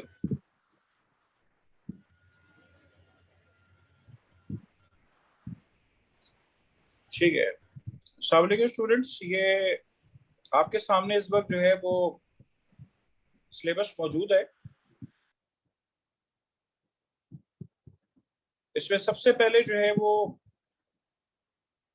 जो क्वेश्चंस वगैरह की डिवीजन है, आप वो देख लीजिए कि बायोलॉजी में आपके pass out of 210 total questions आपके पास 68 हैं, केमिस्ट्री में 56 हैं, फिजिक्स में 56 हैं, और इंग्लिश में 20 हैं, और लॉजिकल रीजनिंग में आपके पास टोटल 10 क्वेश्चंस हैं, ठीक है। और टोटल टाइम स्लॉट, सबसे अच्छी बात यह है कि आपको दफा टाइम मिल रहा है 3.5 घंटे मिल रहे हैं 210 क्वेश्चंस करने के लिए। आपको टाइम मिल रहा है 3.5 घंटे। लास्ट ईयर 2.5 घंटे मिले थे 200 क्वेश्चंस के लिए, ठीक है। तो एक बेटर चेंज है आपके पास कि इसमें एक एमसीक्यू के लिए आपके पास इस वक्त 1 मिनट मिल रहा है। अगर लास्ट ईयर से कंपेयर किया जाए तो तकरीबन 45 सेकंड जो है वो आपको मिल रहे थे, लेकिन अब इसके अंदर जो है वो आपके पास 1 मिनट मिल रहा है, ठीक है। तो एक बहुत अच्छा चीज है, ठीक है। और बाकी सारी चीजें कि 65% आपके पासिंग मार्क्स हैं, ये आपसे सर ने, डॉक्टर सफी ने बात कर ली है, ठीक है। और इसमें आपके पास हार्ड, मॉडरेट और इजी, इसके भी फर्क है कि आपके पास 20% क्वेश्चन जो है वो हार्ड होंगे और 60% मॉडरेटली हार्ड होंगे और 20% क्वेश्चन जो है वो इजी होंगे, ठीक है। अच्छा, सबसे पहले मैं अपने सब्जेक्ट की बात करूंगा तो बेटा ऐसा होगा कि आपको और भी चीजें क्लियर हो जाएंगी, ठीक है, आपको और भी चीजें क्लियर हो जाएंगी। जो सिलेबस आपको बायो का इस वक्त स्क्रीन पे नजर आ रहा है, ठीक है, इसमें आपके पास variety of life, bioenergetic, biological molecules, cell structure, function, coordination and control, diversity among animals, enzymes, evolution, life process in animals and plants, nutrition, gaseous exchange, transport, prokaryotes, reproduction, support and movement, variation and genetics, inheritance, ये आपका syllabus है। You must stick to this syllabus, ठीक है। आपको अपने इस syllabus से जो है वो अटैच रहना है, ठीक है।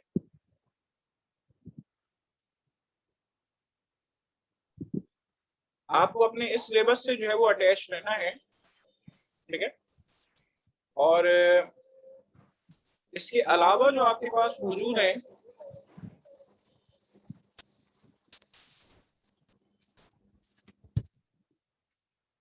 आपको अपने सिलेबस से जो है वो अटैच रहना है। और इसके अलावा सिलेबस में आपके पास कहीं से कुछ भी नहीं आएगा। इवन हर चैप्टर के बारे में आपको डिस्क्राइब कर दिया गया है कि आपके पास किस चैप्टर से कौन से टॉपिक्स आएंगे, ठीक है। जैसा कि आपने जो मेरे पास अल्लामा ग्रुप के मौजूद है उसमें देखें, आपने बायोएनर्जेटिक्स हमारे पास कर लिया है, ठीक है। ट्रांसपोर्ट चैप्टर आपने कर लिया है, गैसियर एक्सचेंज नहीं किया है, वेरिएशन इन जीन्स ये बहुत बड़ा टॉपिक है, ये आपने कर लिया है, ठीक है। तो आपने ये टॉपिक्स इसमें से काफी सारे कर लिए हैं। आपको सिर्फ इस सिलेबस तक रहना है। अब किसी स्टूडेंट के जहन में ये बात आएगी कि सर इसमें तो बायोटेक्नोलॉजी है नहीं, हमने इस साल बायोटेक्नोलॉजी कर लिया है। तो मैं आपको बताऊं कि लास्ट ईयर जो बेटा पीएमसी ने सिलेबस शेयर किया था उसमें बायोटेक्नोलॉजी भी था। अब बायोटेक्नोलॉजी इसमें नहीं है तो नहीं आएगा। अब आपके जहन में आएगा सर इसकी क्या श्योरिटी है, इसकी क्या श्योरिटी है कि लास्ट ईयर पीएमसी ने जो है वो नहीं दिया। तो मैं आपको लास्ट ईयर का पेपर भी दिखा देता हूँ, ठीक है। लास्ट ईयर 80 क्वेश्चन आए थे बायो के, और बिल्कुल जिस तरह सेम पैटर्न पे आपको ये सिलेबस नजर आ रहा है कि इसके अंदर टोटल बायो की जो चैप्टर्स हैं वो है 13 चैप्टर्स, ठीक है। आपको जो चैप्टर्स नजर आ रहे हैं टॉपिक्स वाइज वो आपको नजर आ रहे हैं 13। तो लास्ट ईयर तकरीबन 17 चैप्टर्स उन्होंने दिए थे और वो उस सिलेबस से तमाम क्वेश्चंस उन्होंने उसी सिलेबस से दिए थे। सबसे बड़ा अलमिया ये होता है कि आपके पास जो सिलेबस है अगर उससे हट के कोई चीज आ जाए तो वेदर कि हम सारी चीजें करके जाएं कि नहीं जाएं। आप जरा गौर करें कि इससे बायो के कितने चैप्टर्स आपके कम हो गए। चैप्टर 1 होम्योस्टेसिस का चैप्टर है आपका, वो कम हो गया, ठीक है। Chapter 5 growth and development, second year में आपके पास चिक डेवलपमेंट वगैरह के टॉपिक्स हैं, वो कम हो गए। उसके अंदर जितने बायोटेक्नोलॉजी एक्सपेरिमेंट्स है सारे वो कम हो गए, ठीक है। चैप्टर नंबर 6 और 7 क्रोमोसोम एंड डीएनए और सेल साइकिल, दो कि उसकी रिप्रोडक्शन में इंपॉर्टेंस है माइटोसिस मियोसिस की, ठीक है, और चैप्टर 6 की भी इंपॉर्टेंस है, तो वो शामिल है कुछ हद तक, ठीक है, ताकि आप रिप्रोडक्शन वाला चैप्टर सही से कर सकें। बगैर उसके आप रिप्रोडक्शन का चैप्टर नहीं कर सकते, और बगैर उसके आप चैप्टर 8 वेरिएशन इन जीन्स नहीं कर सकते अगर आपको चैप्टर 7 और 8 नहीं आता है, ठीक है। तो जो आपने किया है उसमें कोई भी ऐसी नहीं है कि आपने बिलावजह किया, आपने बिल्कुल सही किया उन चैप्टर्स को। अच्छा, उसके बाद आपका चैप्टर 9 है एवोल्यूशन, आप, ठीक है, कोई इतना बड़ा टॉपिक नहीं है, ठीक है। चैप्टर 9 बायोटेक्नोलॉजी और 10 एवोल्यूशन। बायोटेक्नोलॉजी बिल्कुल उन्होंने माइनस कर दी है, एवोल्यूशन का टॉपिक रखा है। चैप्टर 11, 12, 13 टोटली माइनस कर दिया उन्होंने, इकोसिस्टम सक्सेशन वगैरह कुछ भी नहीं आएगा, ठीक है। और मैं आपसे दोबारा ये बात कह रहा हूँ कि मैं अभी आपसे पेपर स्क्रीन पे शेयर करूंगा। मेरे ख्याल से आप में से हो सकता है कि बहुत कम लोग ऐसे होंगे जिन्होंने लास्ट ईयर का पेपर देखा हो खोल के, ठीक है, कि लास्ट ईयर जो पेपर आया है वो आइदर के पीएमसी अपने उस सिलेबस से स्टिक रहा कि नहीं रहा। तो मैं आपको लास्ट ईयर का सिलेबस भी दिखाऊंगा, ठीक है, और लास्ट ईयर का पेपर भी दिखाऊंगा, ताकि आपको ये, आपका ये कॉन्फिडेंस बिल्डअप हो जाए। इस वक्त आप लोग इस चीज से शेकी हैं कि भाई पता नहीं क्या हो जाएगा, क्या आ जाएगा। अच्छा, अब आपके जहन में एक सवाल आ रहा होगा कि सर फिर लास्ट ईयर की जो स्टूडेंट्स उनको प्रॉब्लम आई तो किस जगह पे आई, ठीक है। तो बेटा लास्ट ईयर जो प्रॉब्लम अगर स्टूडेंट्स को आई है तो वो इस वजह से आई क्योंकि उन्होंने ये सिलेबस बिल्कुल एट द 11th आवर, यानी कि जब उनकी तमाम क्लासेस खत्म हो गई थी, तो उन्होंने, यानी कि स्टूडेंट सब अपने घर बैठ गए थे, उस वक्त उन्होंने ये सिलेबस शेयर किया था, ठीक है। और उसमें उन्होंने जो है वो जो ये सिलेबस शेयर किया है, अब स्टूडेंट्स के पास इतना टाइम नहीं है कि वो अपनी सिंटैक्स बुक बोर्ड्स को तो पढ़े ही पढ़े, वो फेडरल बोर्ड को भी पढ़े, तो उनके पास चॉइस नहीं थी।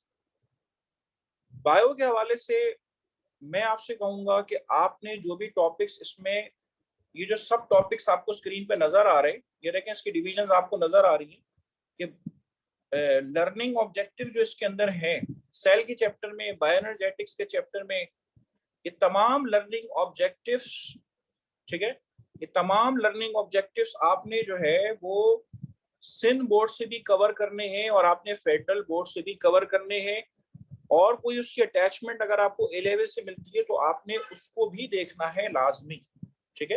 ये जितने लर्निंग ऑब्जेक्टिव्स हैं आपने दोनों जगह से वो है कवर करने।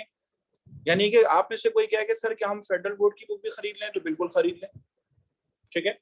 जहन में अगर सर ये तो हमारे लिए अभी भी ओवर बर्डन हो जाएगा, ओवर बर्डन नहीं होगा, ठीक है। मैंने इस तरह रिस्पेक्टेड सर ने ये बात की कि आपने जो है वो सबसे पहले एक मेन जो आपकी बुक है आपने जो पढ़ी है सबसे पहले आप वो कर लें, फिर एक्स्ट्रा वो चीजें जो क्या कहते हैं कि आपकी बुक नहीं थी, अब आप उसको एक गो थ्रू कर लेंगे, वो पॉइंट्स मार्क कर लेंगे जिसमें आपके पास वो चीजें नहीं थी, वो आप मार्क कर लें, तो सही होगा कि आपकी वो चीज भी कवर हो जाएगी।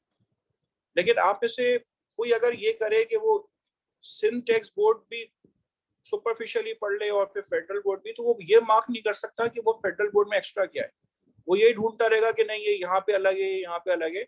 अगर आप अपनी जो भी आपका बोर्ड है, जिस तरह अभी एक स्टूडेंट ने कहा कि AQU के बोर्ड में तो हम फेडरल की बुक पढ़ते हैं, तो मैं उनको मशवरा दूंगा कि ठीक है बेटा आप फेडरल पढ़े, आप फेडरल पढ़ने के बाद, थॉरोली पढ़ने के बाद अब आप मार्किंग करें, जो आपके पास पीएमसी का करंट सिलेबस है मार्क करें, सिंटैक्स बोर्ड में आपके पास कौन सी ऐसी चीजें जो उसका हिस्सा नहीं है, आपने क्या करना है, फिर उसके अंदर वो चीज मार्क करके उस टॉपिक को कवर करना है। मैं आपको बताऊं आपका सिलेबस इस वक्त जो 13 चैप्टर्स, 13 के बजाय आप समझ लें 15 चैप्टर्स, क्योंकि उसके अंदर न्यूट्रिशन भी आ गया, गैशियर एक्सचेंज भी आ गया, तो वो समझ लें 15 चैप्टर्स जो दिए हैं ये कुछ भी नहीं है। जो 27 चैप्टर्स जो स्टूडेंट्स एमकेट के करके जाते थे ये कुछ भी नहीं, और इनमें से 22 चैप्टर्स तो बेटा इतने छोटे हैं कि एंजाइम्स हैं, एंजाइम का चैप्टर है, बायोलॉजिकल मॉलिक्यूल का चैप्टर, ये टॉपिक्स इतने छोटे हैं कि समझ लें इनके तो आपका तो सिलेबस बहुत आसान हो गया, आपकी स्ट्रेस बहुत हद तक रिलीव हो गई। और जो भी नए नए अमेंडमेंट्स किए इन्होंने, एक तो टाइम इन्होंने इम्प्रूव किया है, ठीक है। मैं समझता हूँ कि अपने लास्ट ईयर में अगर कुछ उनके लूप्स एंड होल्स रह गए होंगे तो उन्होंने उसकी करेक्शन के लिए सारी चेंजेस जो है वो इम्प्लीमेंट किए हैं कि हाँ ये चीजें स्टूडेंट्स के साथ जाती वाली थी, तो अब जो है वो इसके अंदर बेहतरी आनी चाहिए, और बाकी उन्होंने इस चीज को जो है वो इम्प्रूव किया है।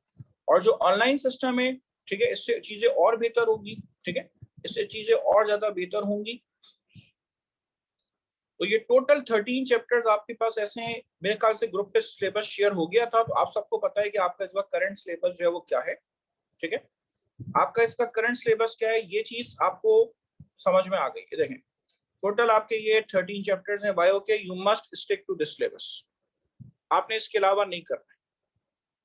अच्छा, अब इंशाल्लाह हमारी जो स्ट्रेटेजी है उसमें ये होगा कि हम इन टॉपिक्स को कवर करने के बाद, ठीक है, आपको वो चीजें बताएंगे कि फेडरल बोर्ड में जो एक्स्ट्रा मौजूद है। कोई ये कहे कि मैं तो फेडरल बोर्ड की भी बुक निकाल लूं, मेरे तो जून जो अभी इंटर के एग्जाम्स हैं सिंध बोर्ड पे, तो अब मेरे पास तो इतना टाइम ही नहीं है कि मैं फेडरल बोर्ड की मार्किंग कैसे करूं। तो देखें, आपको जरूरत ही नहीं है कि आप फेडरल बोर्ड की बुक, सिंध बोर्ड वाले फेडरल बोर्ड की बुक में वो मार्किंग करें। इंशाल्लाह हम आपको जितनी भी ऐसे की पॉइंट्स हैं जो कि फेडरल बोर्ड में एक्स्ट्रा है वो हम आपको समझा भी देंगे, वो आपको करवा भी देंगे। डोंट वरी फॉर दैट, आपको अपने एग्जाम्स पे कॉम्प्रोमाइज करने की ऐसी कोई जरूरत नहीं, ठीक है। अगर ये चीज पीएमसी पहले शेयर कर दी थी तो उसमें ये होता कि हम उसमें और बेहतर पोजीशन पे होते हैं, लेकिन अभी भी पानी सर से नहीं गुजरा है, ठीक है। और अभी भी हमारे पास अल्हम्दुलिल्लाह इतना टाइम है कि हम इस चीज को आपको एक अच्छे तरीके से जो है वो करवा सकते हैं, ठीक है। और रही बात ये कि जो जो मेरे बच्चे जो है वो फेडरल बोर्ड के हैं और जो आपके पास ए लेवल्स के हैं, तो देखें बेटा, आपको मैं अगर अभी लास्ट ईयर का पेपर दिखा दूंगा ना, ठीक है, मैं समझता हूँ कि बहुत कम लोगों ने देखा होगा, तो आपका कॉन्फिडेंस और बिल्डअप हो जाएगा, ठीक है। तो मैं इसके वेरी नेक्स्ट आप सबके सामने ये सिलेबस मौजूद है। आप सोच रहे होंगे कि मैं वही सिलेबस आपको दिखा रहा हूँ, लेकिन इस सिलेबस को सामने स्क्रीन पे दिखा के आपको असल में क्या बात बताना थी, आपको असल में ये बात बताना थी कि जो आपकी लास्ट ईयर का जो सिलेबस है, अब देखिए आपके पास स्क्रीन पे मैं लास्ट ईयर का सिलेबस शो कर रहा हूँ और फिर मैं उसके बाद उसका पेपर दिखाऊंगा आपको।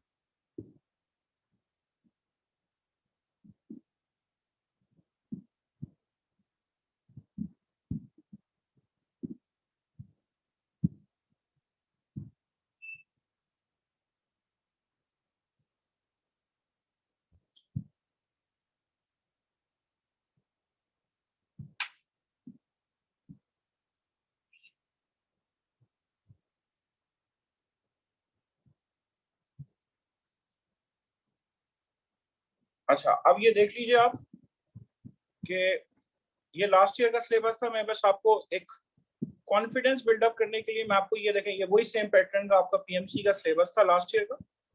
इसमें देखें आपके पास टोटल जो चैप्टर्स थे बायो के, ठीक है, मैं इस वक्त सिर्फ आपसे बायो के बारे में बात करूं, लेकिन आप केमिस्ट्री, फिजिक्स के और इंग्लिश के लिए भी ये चीजें आप इसके अंदर देख सकते हैं। ये देखें, ये सिलेबस लास्ट ईयर शेयर किया गया था, ठीक है, ये सिलेबस लास्ट ईयर शेयर किया गया था। आप देखें टोटल नंबर ऑफ 18 चैप्टर्स हैं, बायोटेक्नोलॉजी है। और अगर आप लास्ट ईयर का पेपर देखेंगे तो उसमें आपको बायोटेक्नोलॉजी के क्वेश्चंस भी मिलेंगे। जो इसमें एडिशनल चीजें मौजूद हैं वो आपको एडिशनल चीजें अपने क्वेश्चन पेपर में आपको नजर आएंगी, ठीक है। अब जरा देखिए लास्ट ईयर का सिलेबस क्या था, लास्ट ईयर का पेपर कौन सा था। ये देखिए, ये आपके पास लास्ट ईयर का पेपर है। इस लास्ट ईयर के पेपर में बेटा मैं सिर्फ बायो का पोर्शन खोल रहा हूँ, ठीक है। बायो का पेपर इसमें शुरू हो रहा है 121 से,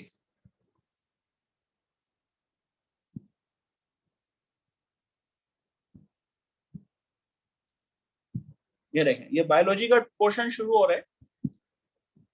अब आप क्वेश्चन देख लें और पेपर जब आप देखेंगे ना, आपको सबसे पहले तो ये होगा कि सब बायो में तो हमने देखा है कि भाई ग्राफ्स आते हैं, बड़े बड़े चार्ट्स बने हुए होते हैं, ठीक है। आप ये लास्ट ईयर का पीएमसी का सिलेबस देख लें, देखें स्टूडेंट परेशान वहां पे होते हैं जहां उसको समझ में नहीं आता होने क्या वाला है, ठीक है। आप लास्ट ईयर से एक मैसेज पकड़ लें कि देखें इसमें बहुत आसान क्वेश्चंस भी हैं, ठीक है। स्टूडेंट को बेटा जिस जगह पे प्रॉब्लम हुई है वो प्रॉब्लम हुई है कि फॉर एग्जांपल के अगर बैक्टीरिया को किल करने के लिए, ठीक है, कुछ मेजरमेंट्स ली जाती हैं, फॉर एग्जांपल ऑक्सीडेशन का मेथड है, ड्राई हीट है, वगैरह वगैरह। तो ये टॉपिक्स ऐसे हैं जो आपकी सिंध बोर्ड की बुक में नहीं है, तो स्टूडेंट को इस जगह पे प्रॉब्लम हुई आके, ठीक है। जहन में आएगा सर आप लोगों ने नहीं कराया क्या? मैं आपको दोबारा अपनी बात रिपीट कर रहा हूँ कि अगर लास्ट ईयर की जो डेट थी वो कैंसिल हुई कि इस पे पेपर है, स्टूडेंट्स हम तैयारी करके हमारे पास 3 मॉक देके जा चुके थे, ठीक है। अब स्टूडेंट्स को कहा जा रहा है कि हाँ ये सिलेबस है, ठीक है, और उसमें वो पीएमसी जो है वो अगर 1 महीने पहले ये अनाउंस कर रही है, ठीक है, आपके पास इतना एडिक्वेट टाइम है कि आप इस वक्त बेटा फेडरल को भी देख सकते हैं इन टॉपिक्स के लिए, आप इस वक्त सिंध बोर्ड को भी देख सकते हैं। स्टूडेंट्स को अगर कहीं पे प्रॉब्लम हुई है तो प्रॉब्लम हुई है आपके पास कि अगर कुछ चीजें ऐसी हैं कि जो उनको फेडरल बोर्ड में मिल जाती, ठीक है, और सिंध बोर्ड में नहीं थी, स्टूडेंट को वहां प्रॉब्लम हुई। आपको स्क्रीन पे इस वक्त क्वेश्चंस नजर आ रहे हैं, ठीक है। अगर कुछ क्वेश्चंस आप अपने पढ़े भी होंगे तो आपको अंदाजा हो जाएगा सर ये तो बहुत आसान सवाल आते हैं। ये देखें, ये पूरा पैटर्न ऐसा है, ठीक है। आपको नजर आएगा क्या कहते हैं ये क्वेश्चन बहुत ही आसान है, किसी किस्म की कोई चार्टिंग नहीं है, कोई ग्राफ्स नहीं है। आप देखें कोई पेडिग्री एनालिसिस नहीं है, आप जरा गौर करेंगे इसके अंदर कोई एक सिंगल पेडिग्री एनालिसिस नहीं है कि जिसमें इतने बड़े बड़े क्वेश्चन होंगे जो 45 सेकंड्स में नहीं हो सके। आपके जो प्रीवियस क्वेश्चन हमने किए वो ऐसे हैं कि 5-5 मिनट में एक सवाल होता है।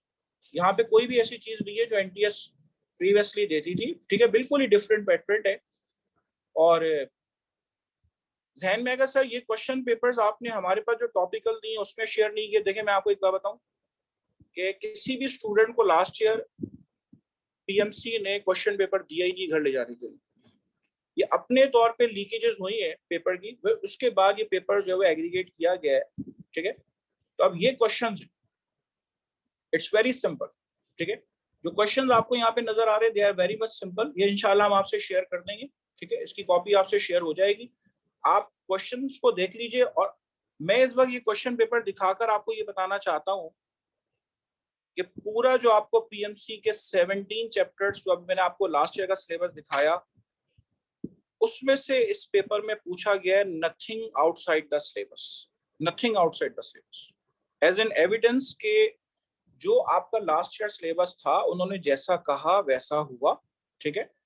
अब आप बिल्कुल मेंटली रिलैक्स हो जाएं कि नथिंग आउट, यानी कि आपसे वहां पे कोई चिक डेवलपमेंट के बारे में नहीं पूछेगा, ठीक है। आपका इतना मेजर टॉपिक है चिक डेवलपमेंट, आपसे उसके बारे में नहीं पूछेगा। आप जरा गौर करें कि आप बायोटेक्नोलॉजी इतनी डिटेल में कर चुके हैं, ठीक है, क्योंकि लास्ट ईयर बायोटेक्नोलॉजी इतना ज्यादा पूछा गया था, बायोटेक्नोलॉजी इस पे शामिल ही नहीं, ठीक है। तो फॉर योर कॉन्फिडेंस, ठीक है, फॉर योर कॉन्फिडेंस कि आप देख लीजिए इसमें नथिंग आउटसाइड द सिलेबस। मैं लास्ट ईयर का सिलेबस भी आपके साथ शेयर करने के लिए तैयार हूँ, लास्ट ईयर का पेपर भी शेयर करने के लिए तैयार हूँ। आप उसमें केमिस्ट्री, फिजिक्स और सारी चीजें जो है वो फ्रॉम क्वेश्चन नंबर 1 to 200 आप चेक कर लीजिएगा, नथिंग आउटसाइड दिस सिलेबस। सिर्फ क्या है, ठीक है, कि कुछ ऐसी चीजें for example testicular feminisation syndrome जो है ये लफ्ज आपकी पूरी किताब में नहीं, ठीक है। आपने एक्स-लिंक्ड डिसऑर्डर्स के अंदर पढ़ा हुआ है कि हीमोफिलिया है, कलर ब्लाइंडनेस है, लेकिन आपको नहीं पता टेस्टिकुलर फेमिनाइजेशन सिंड्रोम किसे कहते हैं। अब ये वर्ड वहां पे आ गया, क्यों? आपको कहाँ मिलेगा? आपको फेडरल बोर्ड की बुक में मिलेगा, ठीक है। अब उन्होंने भी बड़े लॉजिकल तरीके से उन्होंने देखे हीमोफिलिया ए लिखा, हीमोफिलिया बी लिखा और फिर उसके साथ जो है वो कलर ब्लाइंडनेस और फिर टेस्टिकुलर फेमिनाइजेशन सिंड्रोम लिखा, ठीक है। These disorders are these autosomal X-linked और वाई-लिंक्ड, इस तरह करके, ठीक है। मतलब ये कि वो कंप्लीटली फेडरल भी नजर नहीं आ रहा, ना भी वो सिंध बोर्ड का नजर आ रहा है, ठीक है। अब उसमें कहीं ना कहीं आंसर आपके पास मौजूद है, ठीक है। लेकिन कोई वर्ड अगर स्टूडेंट के हाथ पैर फुलाने के लिए काफी होता है कि भाई ये वर्ड तो हमने कभी जिंदगी में सुना ही नहीं कि यहाँ पे ये क्या है, ठीक है। तो इसी तरह के आपको कुछ वर्ड, जैसे मैंने आपको कहा बैक्टीरिया को मारने के लिए कौन कौन सी टेक्निक्स हैं, तो आपने तो वो आपके कोर्स में सिंध बोर्ड में तो वो टेक्निक्स ही नहीं है, ठीक है। लेकिन अब आप देखें आपके सिर्फ 13 चैप्टर्स हैं। हमने इंशाल्लाह सबसे पहले सिंध बोर्ड का करना है, ठीक है, जो हम कर रहे हैं, और फेडरल की भी इसके साथ साथ हम आपको इंस्पो करेंगे। और मैं आपसे कहूंगा कि ये मैसेज सिर्फ आप अपने तक नहीं रखें, पूरी कराची में स्प्रेड कर दें, ठीक है, पूरी कराची में स्प्रेड कर देंगे। कहते हैं कि इन मेरिटोरियस अल्हम्दुलिल्लाह कि हम ये सारी चीजें जो है, जो भी आपका इस वक्त करंट सिलेबस है, वो हम आपको बिल्कुल अप टू मार्क करेंगे इंशाल्लाह। और सर ने जैसा कि अनाउंस किया कि 20 जून तक हमारी इंटर की क्लासेस खत्म हो जाएंगी। उसके बाद हम 21 से तकरीबन 15 दिन तक प्रीलियम से पहले हम डेली बेसिस पे जो है वो हम आपको एमकेट की क्लासेस जो है वो देंगे, और उसमें जो है वो फिर हम आपको और मजीद पॉलिश करेंगे जो भी आपके चैप्टर्स वगैरह हैं। तो इंशाल्लाह आप जो है वो एक बेहतर पोजीशन पे होंगे, ठीक है। So no need to worry at all, ठीक है। आप बहुत उसमें बेहतर उस फील करेंगे कि जब आपकी सारी चीजें जो है वो हो जाएंगी इंशाल्लाह, ठीक है। तो no need to worry at all. मैंने इस वक्त जितनी भी बात आपसे की है, मैंने एविडेंस बेस्ड बात की है, ठीक है, ताकि जो चीज आपको परेशान कर रही है कि नहीं कुछ और भी आ जाएगा, तो ऐसा नहीं है। आप पेपर आप देख लें सामने के इतने सिंपल क्वेश्चन हैं, इसमें 1 वर्ड आंसर्स हैं। आप मुझे बताएं बायो में आपको कौन से 1 वर्ड आंसर्स मिल रहे हैं? आपने अभी जितने भी चैप्टर नंबर 6 के लास्ट पेपर्स मेरे पास दिए हैं, जो क्रोमोसोम एंड डीएनए के, आप देखेंगे कितने बड़े बड़े क्वेश्चन, ठीक है। हर एक का पूछने का देखें अंदाज अलग अलग। एनटीएस वो जितने क्वेश्चन थे वो एनटीएस के थे, अभी पीएमसी का अंदाज बेटा अलग है, ठीक है। अगर सामने वाले दुश्मन के बारे में पता हो ना कि वो आइदर वो किस तरीके से हमला करने वाला है, तो आपको ये बात पता हो तो आपको उसको तैयारी करने में आसानी होगी। अब पीएमसी जो है वो जिस अंदाज में आपको क्वेश्चन देने वाला है, ठीक है, आपको इसका अंदाजा हो गया, ठीक है। लेकिन मैं आपको एक और बात बता दूं कि जितना सिंपल पेपर आपको ये साल का नजर आ रहा है, ठीक है, जब शुरू में एनटीएस आया था, एनटीएस के 2009 के पेपर देख लें तो 2009 में भी उन्होंने बड़े सिंपल इसी तरह के 1 वर्ड आंसर दिए थे। उन्होंने क्या किया, नेक्स्ट ईयर स्ट्रेटेजी चेंज की, उसको थोड़ा सा डिफरेंट किया, ठीक है। तो टॉपिक तो आपके पास वही रहेगा। मैं आपसे ये नहीं कह रहा हूँ कि वेरिएशन जी इसके अंदर पेडिग्री वो दे नहीं सकते, क्योंकि इस पेपर में उन्होंने पेडिग्री एनालिसिस दी नहीं। दे सकते हैं आपको जब उन्होंने टॉपिक वेरिएशन इंजीन का रखा हुआ है, और पेडिग्री एनालिसिस आपने की और ये फेडरल बोर्ड की। आप मुझे बताएं आपकी सिंध बोर्ड में कहाँ पेडिग्री एनालिसिस है? आपके पास कोई एक स्क्वायर नहीं है, कोई एक सर्कल शेप नहीं है, ठीक है। तो इवन के मैं समझता हूँ कि सर जैन से कि ये जो हमारी इस वक्त मीटिंग हो रही है, ये रिकॉर्ड हो रही है। मैं समझता हूँ कि आपसे जैन से रिक्वेस्ट भी करूंगा कि ये रिकॉर्डिंग या इसका लिंक जो है वो तमाम सोशल मीडिया की जो हमारी साइट्स हैं मेरिटोरियस की, आप रिक्वेस्ट करूंगा कि आप उसको भी शेयर कर दीजिए, ताकि जो भी हमारी इस वक्त मीटिंग स्टूडेंट्स के साथ हो रही है, इसमें तकरीबन 100+ स्टूडेंट्स तो ले रहे हैं, लेकिन पूरी कराची के लिए जो है बेनिफिशियल हो, ठीक है। और जो वो पूरी कराची में जितने भी लोग हमारी बात सुन रहे हैं मेरिटोरियस के प्लेटफॉर्म से, तो वो उनके लिए जो है एक बेहतर चीज हो, ठीक है। और वो सब जो है वो गाइडेंस हासिल करें कि स्टूडेंट को 10 जगह भागने की जरूरत नहीं है, अल्हम्दुलिल्लाह कि वो यहाँ पे हमारे साथ मौजूद है, और हमें उनके जो हमें उनका मदावा करने की और उनकी जो है वो रेमेडी करने की जो है वो हमें तरीका आता है कि किस तरीके से करना है। हमें स्टूडेंट्स को परेशान नहीं देख सकते। अगेन स्टूडेंट्स, आप में से बेटा किसी को कोई सवाल करना है, you may raise your hand.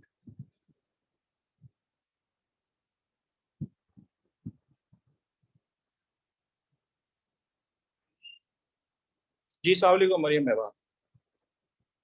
जी वालेकुम अस्सलाम। सर मुझे ये बोलना था कि यहाँ पर हमें लिखा है डाइवर्सिटी इन एनिमल्स, जो हमारा सिलेबस है, उसके अलावा उन्होंने प्रोकैरियोट्स को अलग से दिया हुआ है। तो डाइवर्सिटी में तो सारे किंगडम्स हमने नहीं करने, सिर्फ प्रोकैरियोट करने हैं। ये पॉइंट जरा मुझे सिलेबस का समझ नहीं आया। देखिए जो सिलेबस का पॉइंट आपके पास यहाँ पर है, उसमें किसी टॉपिक को हाईलाइट करने के लिए उन्होंने ऐसा किया, ठीक है। किसी टॉपिक को हाईलाइट करने के लिए उन्होंने ऐसा किया है, क्योंकि जो आगे की वर्ल्ड है वो सिर्फ और सिर्फ बैक्टीरियल वर्ल्ड है, ठीक है। तो एक चीज को हाईलाइट करने के लिए उन्होंने ये चीज की है कि आइदर जो आगे स्टूडेंट जाके माइक्रोबायोलॉजी वगैरह पढ़ेंगे तो उनको आसानी as far as I think. जी कोई और सवाल?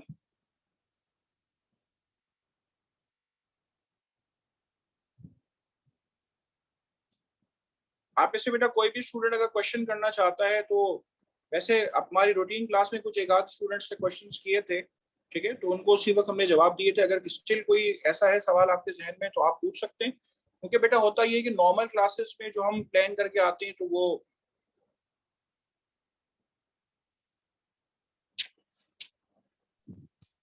जी सर, मुझे ये भी पूछना था कि हम लोग एमकेट के रिजल्ट के बाद यूनिवर्सिटीज में अप्लाई कर सकते हैं, या हमें ज़रूरी है, लाजमी है कि हम सारी यूनिवर्सिटीज में पहले ही करें, क्योंकि ऑब्वियसली हर यूनिवर्सिटी में एडमिशन फीस और वो सब देना पड़ता है। तो मैं ये पूछना चाह रही थी कि हम अगर बाद में कर सकें अप्लाई।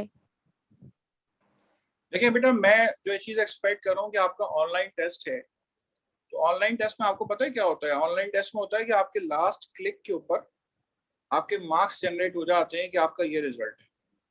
आपका आप वहीं बैठे हुए हैं, आपका जो लास्ट क्लिक सबमिट आपने बटन दबाया, लास्ट क्लिक पे आपका रिजल्ट जनरेट हो जाता है कि आपके इतने मार्क्स हैं। तो मैं समझता हूँ कि आपकी अपनी, देखिए लास्ट ईयर 50% वेटेज इंटर को दी गई है, 10% मैट्रिक को नहीं दी गई लास्ट ईयर, ठीक है, और 50% जो है वो उसको आपके टेस्ट को वेटेज दिया गया। तो अब क्या कहते हैं कि आपको आपके सामने सारी कंडीशन होगी कि वेयर यू आर, और मैं आपको बताऊं जितने भी मेडिकल कॉलेजेस हैं उनमें जो फीस वगैरह का प्रोसीजर है, तो वो स्टूडेंट्स के पास इतना टाइम होता है कि वो ऐसा नहीं कि फीस सबमिट करा दी 3 जगहों पे, ऐसा नहीं होता। और इवन बहुत सारे मेडिकल कॉलेजेस में, प्राइवेट मेडिकल कॉलेजेस में वो फी रिफंडेबल भी होती है। अगर आपका कहीं और हो गया एडमिशन, वो फीस 100% रिफंड भी हो जाती है। तो इसमें स्टूडेंट्स का खास ख्याल रखा जाता है, आपको उससे बेटा परेशान होने की जरूरत नहीं।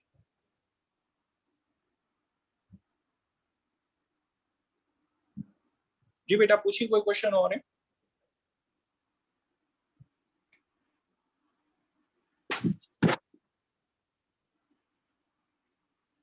Thank you doctor Adnan. Sir ने बायोलॉजी का बहुत अच्छा डिस्क्रिप्शन आपको दे दिया है, और अब एक अहम बात ये भी है कि हम लोग आपको व्हाट्सएप पे अवेलेबल हैं। आगे भी जैसे जैसे चीज़ें सामने आती जाएंगी, जब यूनिवर्सिटीज़ के एडमिशन खुलेंगे तो इस तरह के सवालात उस वक्त ज़्यादा बेहतर रहेंगे, क्योंकि अभी यूनिवर्सिटीज़ ने क्लियर नहीं किया है कि उनकी लास्ट डेट्स क्या होंगी एप्लीकेशन की। तो हो सकता है हम उस वक्त बता सकें बेहतर। और डॉक्टर शमसी ने आपको जो कुछ बताया वो आपको ये बताना चाह रहे थे कि यू शुड बी कॉन्फिडेंट कि जो सिलेबस पीएमसी ने दिया है लर्निंग ऑब्जेक्टिव्स के साथ, आप जो कुछ भी पढ़ रहे हैं उससे उसको कंपेयर करें। कोई एडिशनल टॉपिक नज़र आए वो मार्क कर लीजिए, वो आपको अपने टीचर्स को भी बताना है ताकि वो आपको अलग से भी करा सकें खुद भी पढ़ना है, लेकिन रहना stick to the PMC curriculum ही है। लास्ट ईयर की वो बात इसलिए बार बार कर रहे थे कि शमसी साहब हमारे माशाल्लाह उन टीचर्स में से जो बहुत सेंसिटिव हैं। तो अगर एक सवाल भी ऐसा हो जाए जो उन्हें लगे कि बच्चे को इसमें प्रॉब्लम हुई है, तो उससे बहुत डिस्टर्ब रहते हैं। तो इसलिए वो माशाल्लाह से उनके स्टूडेंट्स को 95% सवालों में कोई प्रॉब्लम नहीं हुई थी, लेकिन एक या शायद 2 सवालों में थोड़ी बहुत हल्की फुल्की प्रॉब्लम थी, तो वो उसकी उनको बहुत आज तक फिक्र है, तो इसलिए वो बार बार उसका जिक्र कर रहे थे। तो आप ये ना समझें कि एमकेट में कोई बहुत मेजर प्रॉब्लम फेस होती है या होगी, ये नहीं है, बल्कि रियलिटी में इंशाल्लाह आपके लिए तो और आसान हो गया ये साल एमकेट का इंशाल्लाह। तो अब हम सर आमिर अरशद से कहेंगे कि वो अपने केमिस्ट्री के करिकुलम का ओवरव्यू दें। वी आर सॉरी, हम तकरीबन ऑलरेडी 7-8 मिनट ऊपर जा चुके हैं, लेकिन हम कोशिश करेंगे कि अगले 10 से 15 मिनट में सम अप कर दें मीटिंग को इंशाल्लाह। सर आमिर। अस्सलाम वालेकुम। ना सिर्फ जा चुके हैं बल्कि काफी, मतलब मैंने तो घबराना भी शुरू कर दिया है, पता नहीं क्यों। तो भाई ऐसा है कि इतनी लंबी लंबी तकरीरें छोटे प्यारे प्यारे मासूम बच्चों के साथ आप लोग करेंगे तो बेचारे नहीं भी घबराना होगा तो घबराएंगे। बिल्कुल टेंशन फ्री इसलिए हो गया है कि मैं तो ये परेशान हो गया हूँ कि अब तैयारी किस चीज की कराएं, ये तो सब कुछ ही खत्म कर दिया। तो बात सारी ये है कि पिछले साल वाले बच्चों को हमने सब कुछ पढ़ा दिया था, उसके बाद ये सिलेबस आया था, तो हम बेचारे तो उनको भी समझाते रह गए कि भाई वो जो जो ये सब पढ़ा था, ये छोड़ दो, ये नहीं आएगा, ये नहीं आएगा। वो इसी में हम गुजर गए थे। फिर उन बेचारों के साथ और मुसीबत ये हुई थी कि उनको तो यही नहीं पता चल रहा था कि इस साल हमारा इम्तिहान भी होगा कि नहीं होगा। इसके लिए उन्होंने इतनी मिन्नतें मुरादें मांगी थी। आप अल्लाह का लाख लाख शुक्र अदा करें कि हालांकि आपका सेशन तो सारा ही डिस्टर्ब रहा, लेकिन अल्लाह का शुक्र है चीजें इस मौके पे क्लियर हैं। और अब जाहिर सी बात है, जहाँ तक सिलेबस का ताल्लुक है तो वही पढ़ाएंगे ना जो पीएमसी के सिलेबस में है, और जो चीजें नहीं है वो पढ़ाएंगे ही नहीं, तो ये इशू ही नहीं आएगा कि ये पढ़ना था या नहीं पढ़ना था। तो केमिस्ट्री के अंदर मैंने बनाई तो पूरी लिस्ट थी चैप्टर वाइज, लेकिन मेरा ख्याल है वो अभी डिस्कस करने की जरूरत नहीं है, इतना टाइम तो फिर मैं इतना ले लूंगा तो फिर तो डबल परेशान हो जाएंगे आप। खुशकिस्मती की बात यह है कि जैसे सेकेंड ईयर में सर ने बात कही, तो सेकेंड ईयर के अंदर खास तौर पे जो मुझे इस वक्त बात करनी है वो उन बच्चों के लिए खुशखबरी का डबल प्राइज है जो हमारे ए लेवल वाले बच्चे हैं, क्योंकि जब हम सेकेंड ईयर में पढ़ते हैं केमिस्ट्री तो खास तौर पर जो इनऑर्गेनिक केमिस्ट्री है रट्टाउस्तान, उसमें इतने बड़े बड़े रट्टे के क्वेश्चंस हैं जो वो लोग नहीं पढ़ते हैं, उनके यहाँ नहीं होते ये सारी चीजें, तो अब वो नहीं यहाँ पढ़नी पड़ती हैं। लेकिन ये मेरे ख्याल में किसी समझदार आदमी ने सिलेबस बनाते हुए इनऑर्गेनिक केमिस्ट्री से हमारे पास होते हैं 5 chapter, periodic table, hydrogen, S block, P block और डी ब्लॉक। तो हाइड्रोजन का तो चैप्टर पूरा ही खत्म हो गया है, तो अब इसको तो आप भूल जाएं कि ये कोई एलिमेंट था। और periodic table as a chapter नहीं है, लेकिन पीरियोडिक टेबल का टॉपिक जो है, यानी खास तौर पर ये बात कि long form of periodic table और उसमें S block, D block, F block, ये हिस्सा मुख्तलिफ टॉपिक्स के अंदर मौजूद है, इसलिए ये हमें करना पड़ेगा। S block, P block, D block के अंदर सिर्फ और सिर्फ हमें पढ़ने हैं इनके जनरल ट्रेंड्स और जनरल रिएक्शंस, जो इनके मेन हब था इन चैप्टर्स में लॉन्ग क्वेश्चंस का, जिसमें आप मेटलर्जी पे पढ़ते थे, एल्यूमिनियम की, कॉपर की और बहुत सारे कंपाउंड्स की इंडस्ट्रियल प्रिपरेशन, वो सब कट गया है, जिसका एक सिंपल मतलब ये है कि हमें सेकेंड ईयर की चीज़ों को कवर करने के लिए तो अब बहुत ही कम टाइम चाहिए होगा। हाँ, फर्स्ट ईयर के अंदर ऐसा जरूर है कि चैप्टर 5, 6, 7 और 8 ये ऑलमोस्ट पूरे चैप्टर हैं, यानी जो हमारे सिलेबस में है, और ये कॉमन ही है, यानी अगर किसी बच्चे ने बुक खोलकर देखी हो सब ने, फेडरल की, कराची बोर्ड की और इवन ए लेवल्स की, तो topics likes chemical energetics, redox, अपना इक्विलिब्रियम, काइनेटिक्स, इन सब का सिलेबस हमारे सारे लेवल्स में सेम है, जिसका मतलब ये है कि ये तो कॉमन है। अलबत्ता चैप्टर 3 जो कि एटॉमिक स्ट्रक्चर का चैप्टर था बहुत बड़ा, उसको सारे का सारा ही इन्होंने खत्म कर दिया है, जिसमें एक्सपेरिमेंट, मॉडल, ये सब खत्म, और सिर्फ वो चंक रह गया है जो हमने खुद भी अभी पढ़ा भी दिया है सब ग्रुप्स में, यानी वो जो पीरियोडिक इलेक्ट्रॉनिक कॉन्फ़िगरेशन से रेलेवेंट है। इन शॉर्ट, हमें इंटर बोर्ड वालों को पूरे इन 2 फर्स्ट ईयर और सेकेंड ईयर में मिलाकर अगर कोई चीज एक्स्ट्रा पढ़नी पड़ेगी जो उनके सिलेबस से बाहर थी, तो वो एक चैप्टर 1 के टॉपिक में, केमिकल स्टीशियोमेट्री में एक टॉपिक है परसेंटेज यील्ड का, दैट्स इट।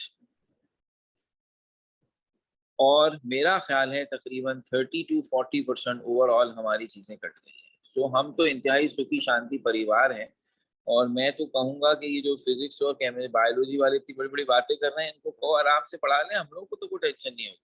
तो बिल्कुल घबराना, तो क्या, घबराने का नाम भी नहीं लेना आइंदा से कभी, तो ये आराम से होगी चीजें, और किसी की नेकी काम आ गई है, मैं फिर यही कहूँगा टाइमली हमें पता लगा है और हमने स्ट्रेटजी आपको बता दी, इंशाल्लाह गोना फॉलो दैट, और दैट्स इट। बिस्मिल्लाहिर्रहमानिर्रहीम करेंगे और सदक़ल्लाहुल अज़ीम करेंगे, पता भी नहीं चलेगा। Thank you very much. Over to you doctor साहब। बहुत शुक्रिया सर आमिर, आपने अपनी मुस्कुराती बातों से लोगों को मुस्कुराने पे मजबूर कर दिया। तो इतनी टेंशन के दौर में अगर लोग मुस्कुराने लगे तो यही काफ़ी है। तो हम अब रिक्वेस्ट करेंगे सर ओवैस से कि वो क्विकली फिजिक्स का ओवरव्यू दे दें।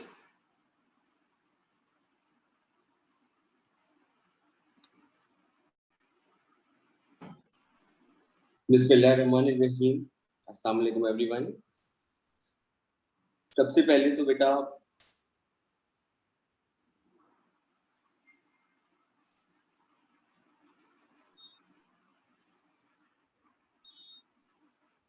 मैं आप लोगों को एक चीज बताना चाहता हूँ। एक तो ये कि आप लोगों को इस बात का बहुत अच्छे से अंदाजा है कि आपके पास अब पीएमसी ने ऑलरेडी आपको जो है वो लिस्ट ऑफ टॉपिक्स प्रोवाइड कर दी, ठीक है।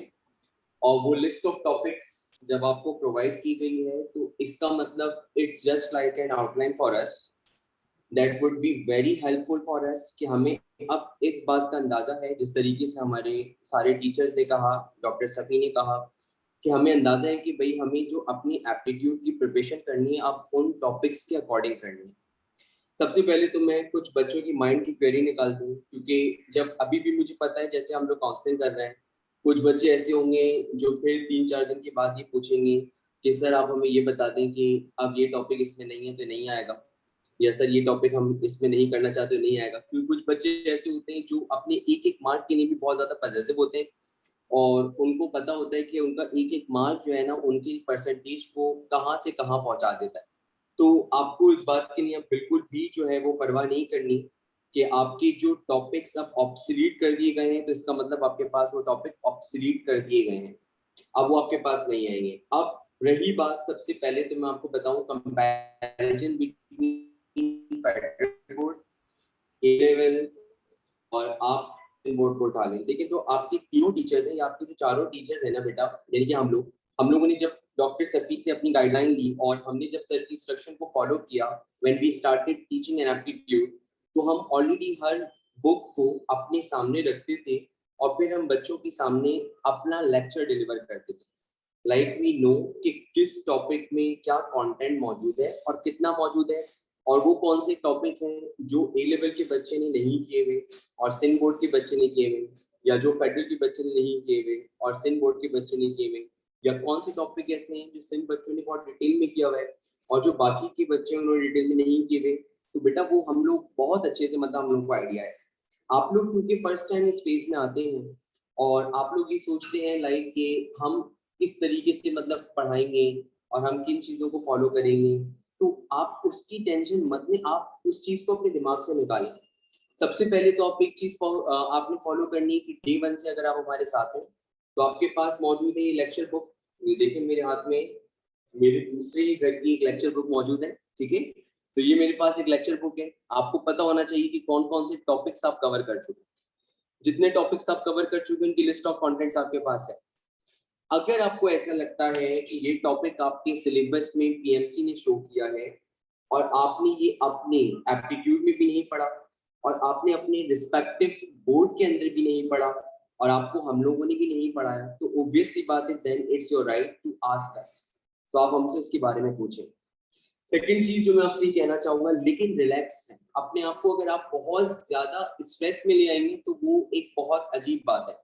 अल्लाह का शुक्र मनाइए कि आप लोग फिर भी रिलैक्स हैं कि ये जो डिस्ट्रीब्यूशन थी आपको अभी प्रोवाइड कर दी गई है, क्योंकि जिस तरीके से डॉक्टर अदनान, सर आमिर अरशद और डॉक्टर सफ़ी हमारे पास ये बातें कर रहे थे कि भाई पिछले साल के जो बच्चे थे वो बहुत पैनिक थे, और वो इसलिए पैनिक थे क्योंकि एट द लास्ट मोमेंट उनकी सारी की सारी चीजें जो उन्होंने एक मेजर अपनी थिंकिंग उसके ऊपर लगाई थी वो सारी चीजें ऑब्सोलीट हो गई थी और बहुत कम चीजों के सिलेबस में बची थी, तो दे वर रियली पैनिक। बट अल्लाह का शुक्र है वो चीज आपके साथ नहीं है, वो आपको बिफोर द टाइम बता दी गई, तो आपने उस चीज को फॉलो करना है। अब सिलेबस के ऊपर आते हैं। जब आपके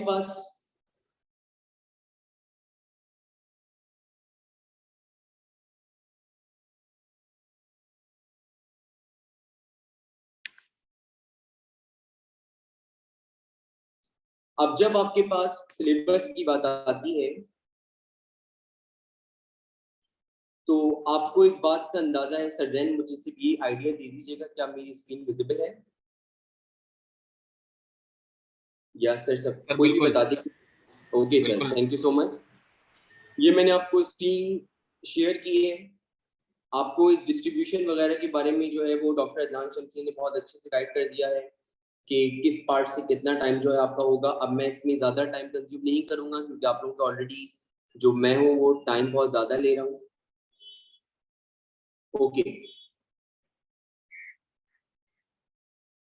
ये आपके पास है इस वक्त कंटेंट ऑफ फिजिक्स जो आपने फॉलो करने हैं अब पीएमसी के अंदर। अब मैं आपको थोड़ी सी बात बताता हूँ।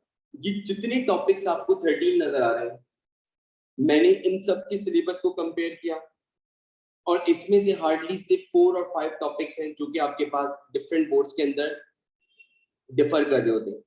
जैसे कि आपके पास एनर्जी स्टोर्ड इन कैपेसिटर हम लोग इलेक्ट्रोस्टैटिक्स में पढ़ते हैं और वो आपके पास जो है वो फेडरल बोर्ड के बच्चे पढ़ रहे होते हैं, ए लेवल के बच्चे पढ़ते हैं, लेकिन सिंध बोर्ड के बच्चे आपके पास नहीं पढ़ रहे होते।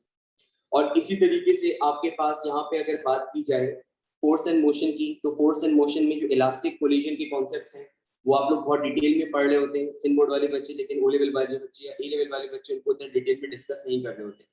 इसमें से ये जो मेजर कंटेंट्स आपकी स्क्रीन के ऊपर शो हो रहे हैं, इसमें आपकी सेकेंड ईयर की जो कंटेंट्स हैं वो आपके पास ज्यादा है, जिनका आपको पेपर देना है, जिस तरीके से सारे टीचर्स ने आपसे कहा। बाकी अगर आप देखें तो यहाँ पे चैप्टर नंबर 10 लाइट का ज्योमेट्रिकल ऑप्टिक्स पूरा ऑब्सोलीट कर दिया इन्होंने। ज्योमेट्रिकल ऑप्टिक्स की यहाँ पे आपके पास कोई एक चीज नहीं बची, जिसमें पूरे लेंसेज का पोर्शन जो है वो आपका हटा दिया गया है। चैप्टर नंबर 9 के अंदर जो हमारे पास होता था, वहां पे एक्सपेरिमेंट्स हमने पढ़े थे, माइकलसन इंटरफेरोमीटर, वो आपके पास जो है पूरे के पूरे इसमें इन्होंने ऑब्सोलीट कर दिए। इस तरीके से अगर हम एटॉमिक स्पेक्ट्रा आगे देखें तो एटॉमिक स्पेक्ट्रा के अंदर इन्होंने आपके पास एक्सरेज और लेजर को आपके पास जो बहुत कम टॉपिक के लिए मेंशन किया है। और इस तरीके से अगर देखिए चैप्टर नंबर 6 जो हमारा फर्स्ट ईयर का था ग्रेविटेशन, वो ऑब्सोलीट हो चुका पूरा। इस तरीके से चैप्टर नंबर 5 जो हमारे पास था, जिसके अंदर हमने इक्विलिब्रियम के कॉन्सेप्ट्स को डिटेल में डिस्कस किया था, वो आपके पास डिस्कस हो चुका है, यानी कि ऑब्सोलीट हो चुका है। इसके अंदर जो आपको नजर आ रहा है फोर्स एंड मोशन, बेटा मैं इसके बारे में बात करूंगा। ये चैप्टर आपका बिल्कुल सेम है और एप्टीट्यूड लामा और एप्टीट्यूड गाइड के बच्चे ये चैप्टर पढ़ चुके हैं। और स्पेशली अब मैं थोड़ा एम्फसाइज कर रहा हूँ सिंध बोर्ड के बच्चे, क्योंकि ग्राफ से बहुत दूर होते हैं, तो उनको अंदाजा होगा कि इन्होंने जब आपके पास ये चैप्टर पढ़ा तो इन्होंने फर्स्ट ईयर में क्या पढ़ा था और इन्होंने एप्टीट्यूड में क्या पढ़ा। फर्स्ट ईयर में they were just doing some sort of word problems having 2 और 3 लाइंस, बट यहाँ पे इन्होंने ग्राफिकल प्रॉब्लम्स को डिटेल के अंदर डिस्कस किया। इस तरीके से वर्क एनर्जी आपके पास इन्होंने डायरेक्ट दिया। स्केलर वेक्टर का पूरा chapter which has a major part has been obsoleted, वो आपके पास पूरा हट चुका है जो फर्स्ट ईयर में था। और स्केलर वेक्टर यहाँ पे आप देख सकते हैं कहीं पे भी अवेलेबल नहीं है। थर्मोडायनेमिक्स के अंदर नजर आते हैं तो उसमें आपने गैस लॉस पढ़ा है, वो गैस लॉस का पूरा पोर्शन आपका जो है वो हट चुका है। उसमें आपने थर्मल एक्सपेंशन पढ़ी है, थर्मल एक्सपेंशन आपके पास हट चुकी है। उसके अंदर आपने सेकंड लॉ पढ़ा है, सेकंड लॉ भी आपके पास जो आपके कोर्स कंटेंट में इन्होंने शामिल नहीं किया। और इस तरीके से आपके पास काफी सारे टॉपिक्स हैं जो कि इसमें से रिड्यूस हो चुके हैं। जब आप उन टॉपिक्स को रिव्यू करेंगे या जब मैं आपको क्लास में पढ़ाऊंगा तो मैं आपको बकायदा ये बता दूंगा कि ये टॉपिक आपके पीएमसी ने रखे, आप चाहें तो वहां से भी चेक कर सकते हैं और इनको कंपैरिजन भी कर सकते हैं। फिर वही बुक्स पढ़ने की अगर बात आती है तो फर्स्ट आई वुड से कि आप अपनी जो बुक है, जो आपका प्रिस्क्राइब बोर्ड है, उसको आप बुक को डिस्कस करें, हमारा लेक्चर देखें। हम लोगों को अंदाजा है कि कौन से ऐसे पॉइंट हैं जो आपकी बुक में नहीं है और हमें बताने हैं, तो वो हम आपको बताएंगे। और हमें अगर अंदाजा है कि एक बच्चे की बोर्ड को जिस टॉपिक में अहमियत कम दी गई है और दूसरे के अंदर ज्यादा दी गई है और वो टॉपिक आपके पीएमसी ने शामिल किया है, तो हम दोनों बच्चों को इक्वल लेवल पे लेकर आएंगे ताकि किसी को कोई प्रॉब्लम क्रिएट ना हो। तो that's all from my side. Thank you very much to all of you. Thank you sir Safi, hand over to you.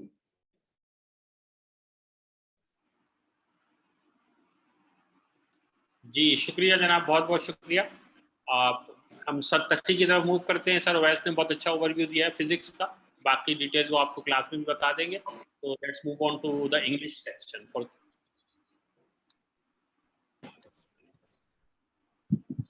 Bismillahirrahmanirrahim. Assalamu alaikum wa rahmatullahi wa barakatuh, my dear students and my respected teachers. Hope you all will be fine. थोड़े से time के अंदर बहुत सारी बातें discuss करनी, but I would like to review the things which I have discussed in the classroom previously. ठीक है, आपके पास सिलेबस के अंदर देखिए हमारे पास जो साइंस सब्जेक्ट है, आई have told you people many times in the classroom कि हमारे साइंस सब्जेक्ट के अंदर तो मुख्तलिफ बोर्ड की चीजें शामिल होती हैं, लेकिन इंग्लिश के अंदर व्हाट एक्चुअली हैपेंस कि आपके पास जो बच्चा 12 साल के अंदर प्रैक्टिकली नहीं पढ़ रहा होता है, they are the part of our syllabus, यानी that totally depend on language, there is nothing related to literature. अब खासकर हमारे जो ओ लेवल के बच्चे हैं और दोस्त who are from the background of Aga Khan, तो उनके पास लैंग्वेज का एक बड़ा पोर्शन होता है। Comparatively if you talk about intermediate student, उनके पास लिटरेचर भी होता है, उनके पास लैंग्वेज भी है और उन दोनों का पढ़ने का तरीकेकार अलग है। तो हमारे पास जो सिलेबस अब तक दिया गया है पीएमसी के थ्रू, उसके अंदर एवरीथिंग रिलेटेड टू लैंग्वेज। अब लैंग्वेज के अंदर जो कॉमन चीज है बेटे, टॉपिकल तो I have told to people की 4 चीजें आती है, सेंटेंस कंप्लीशन है, सेंटेंस करेक्शन है। अब ये जो 2 टॉपिक्स हैं, एक में आपको सही ऑप्शन ढूंढना होता है और सेकंड में आपको गलती ढूंढनी होती है। इन दोनों के अंदर जो मेजर पार्ट कवर किया जा रहा होगा every aspect of the language, यानी पार्ट्स ऑफ स्पीच जिसको हम फिगर ऑफ स्पीचेस का भी नाम देते हैं या वर्ड क्लासेस का, जिसमें noun, pronoun, verb, adverb, adjective, ये छोटी मोटी गलती, इवन दो के आर्टिकल, और आर्टिकल के अंदर कभी कभी ऐसा भी होगा कि आपको एडजेक्टिव और नाउन इसको रेसिप्रोकल दिया जाएगा, इसको भी ठीक करना पड़ेगा। अब यहाँ जितने भी बच्चे हैं ऑलमोस्ट, तो उन्होंने 1-2 वर्कशीट सॉल्व की है, वो भी एक दवाई के तौर पर है, उनको झटका भी लगा बहुत सारे बच्चों को, क्योंकि हमारे यहाँ आपको पता है उर्दू हमारी मादरी जबान है, इंग्लिश हमारी फैमिली जबान है, और वो समझ में नहीं आती है। इंग्लिश पढ़ते हैं सभी ठीक है, छोड़कर आ जाते हैं, और फिर बच्चों की साइकोलॉजी ये होती है कि सर हमने 4 ऑप्शन देखे थे, चारों में हमें कोई भी गलती नजर नहीं आ रही सर, क्योंकि हम जरा ऑप्टिमिस्टिक थॉट वाले, हम गलती नहीं ढूंढते, तो जुमले में गलतियां ढूंढनी होती है। तो सेंटेंस कंप्लीशन और सेंटेंस जो करेक्शन है बेटा, इसके जो मेजर टॉपिक्स हैं, ऑल टेंसेस, टेंसेस पे बेस करते हुए प्रॉब्लम विद एक्टिव पैसिव है, वो आगे चलकर हम पढ़ लेंगे। आपको पता है सब्जेक्ट प्लस वर्ब एग्रीमेंट के हमने अभी 2 रूल पढ़े हैं, third paper we are working on it. तो सब्जेक्ट प्लस वर्ब एग्रीमेंट का एक मेजर पार्ट है जो आ रहा है। उसके अलावा कंडीशनल सेंटेंसेस हमारे पास, पॉजिटिव वर्ब्स है हमारे पास, फॉर्मेशन ऑफ सेंटेंसेस जिसके अंदर जो basic type of sentences they are included. तो ये सारी चीजें मिलकर approximately we are going to have 22 rules of grammar जो हम एप्टीट्यूड के अंदर पढ़ने होंगे। इसके अलावा वोकैबुलरी के अंदर 3 चीजें आती है, सिनोनिम्स, एंटोनिम्स, एनालॉजीज। आपको जो इंग्लिश का पास पेपर मिलेगा, तो पुरानी इंग्लिश के जो मतलब पास पेपर्स के अंदर जब आपको 5 MCQ इंग्लिश के दिए जाते थे, सॉरी 10 MCQ दिए जाते थे, उसमें एनालॉजीज आते थे, but now it has been wiped out. अब या तो सिनोनिम आपके पास होंगे या फिर एंटोनिम। अच्छा, vocabulary in how many ways can be asked, कितने अंदाज से पूछे जा सकते हैं, ये मैंने आपको डेमो भी क्लास में दिखाया था, और आगे चलकर we will be having variety of worksheet. लेकिन वर्कशीट्स के अंदर वोकैबुलरी में याद रखिएगा बेटी, जो हमारे पास ओ लेवल बैकग्राउंड के स्टूडेंट हैं या इंटरमीडिएट के, तो उनकी जो रिस्पेक्टिव कोर्स आउटलाइन के अंदर चीजें शामिल थी, वोकैबुलरी वहीं से। मिसाल के तौर पर हमारे पास इंटरमीडिएट के अंदर जो बुक 1 बुक 2 है, उसके जो चैप्टर्स हैं उनमें से वोकैबुलरी आएगी। लास्ट टाइम हमारा जो सिलेबस था, आउटलाइन था, जो करिकुलम है, that was finalised at the last moment. तो हमने उसको आखिर में भी वोकैबुलरी जो पास पेपर के अंदर आई हुई थी वो, फिर पीएमसी ने इंट्रोड्यूस करवाई थी कि ये वोकैबुलरी की लिस्ट है, वो उसकी मीनिंग, सिनोनिम्स और एंटोनिम, ये हमने बच्चों को दिए थे, आपको भी इंशाल्लाह इस वीक के अंदर मिल जाएंगे।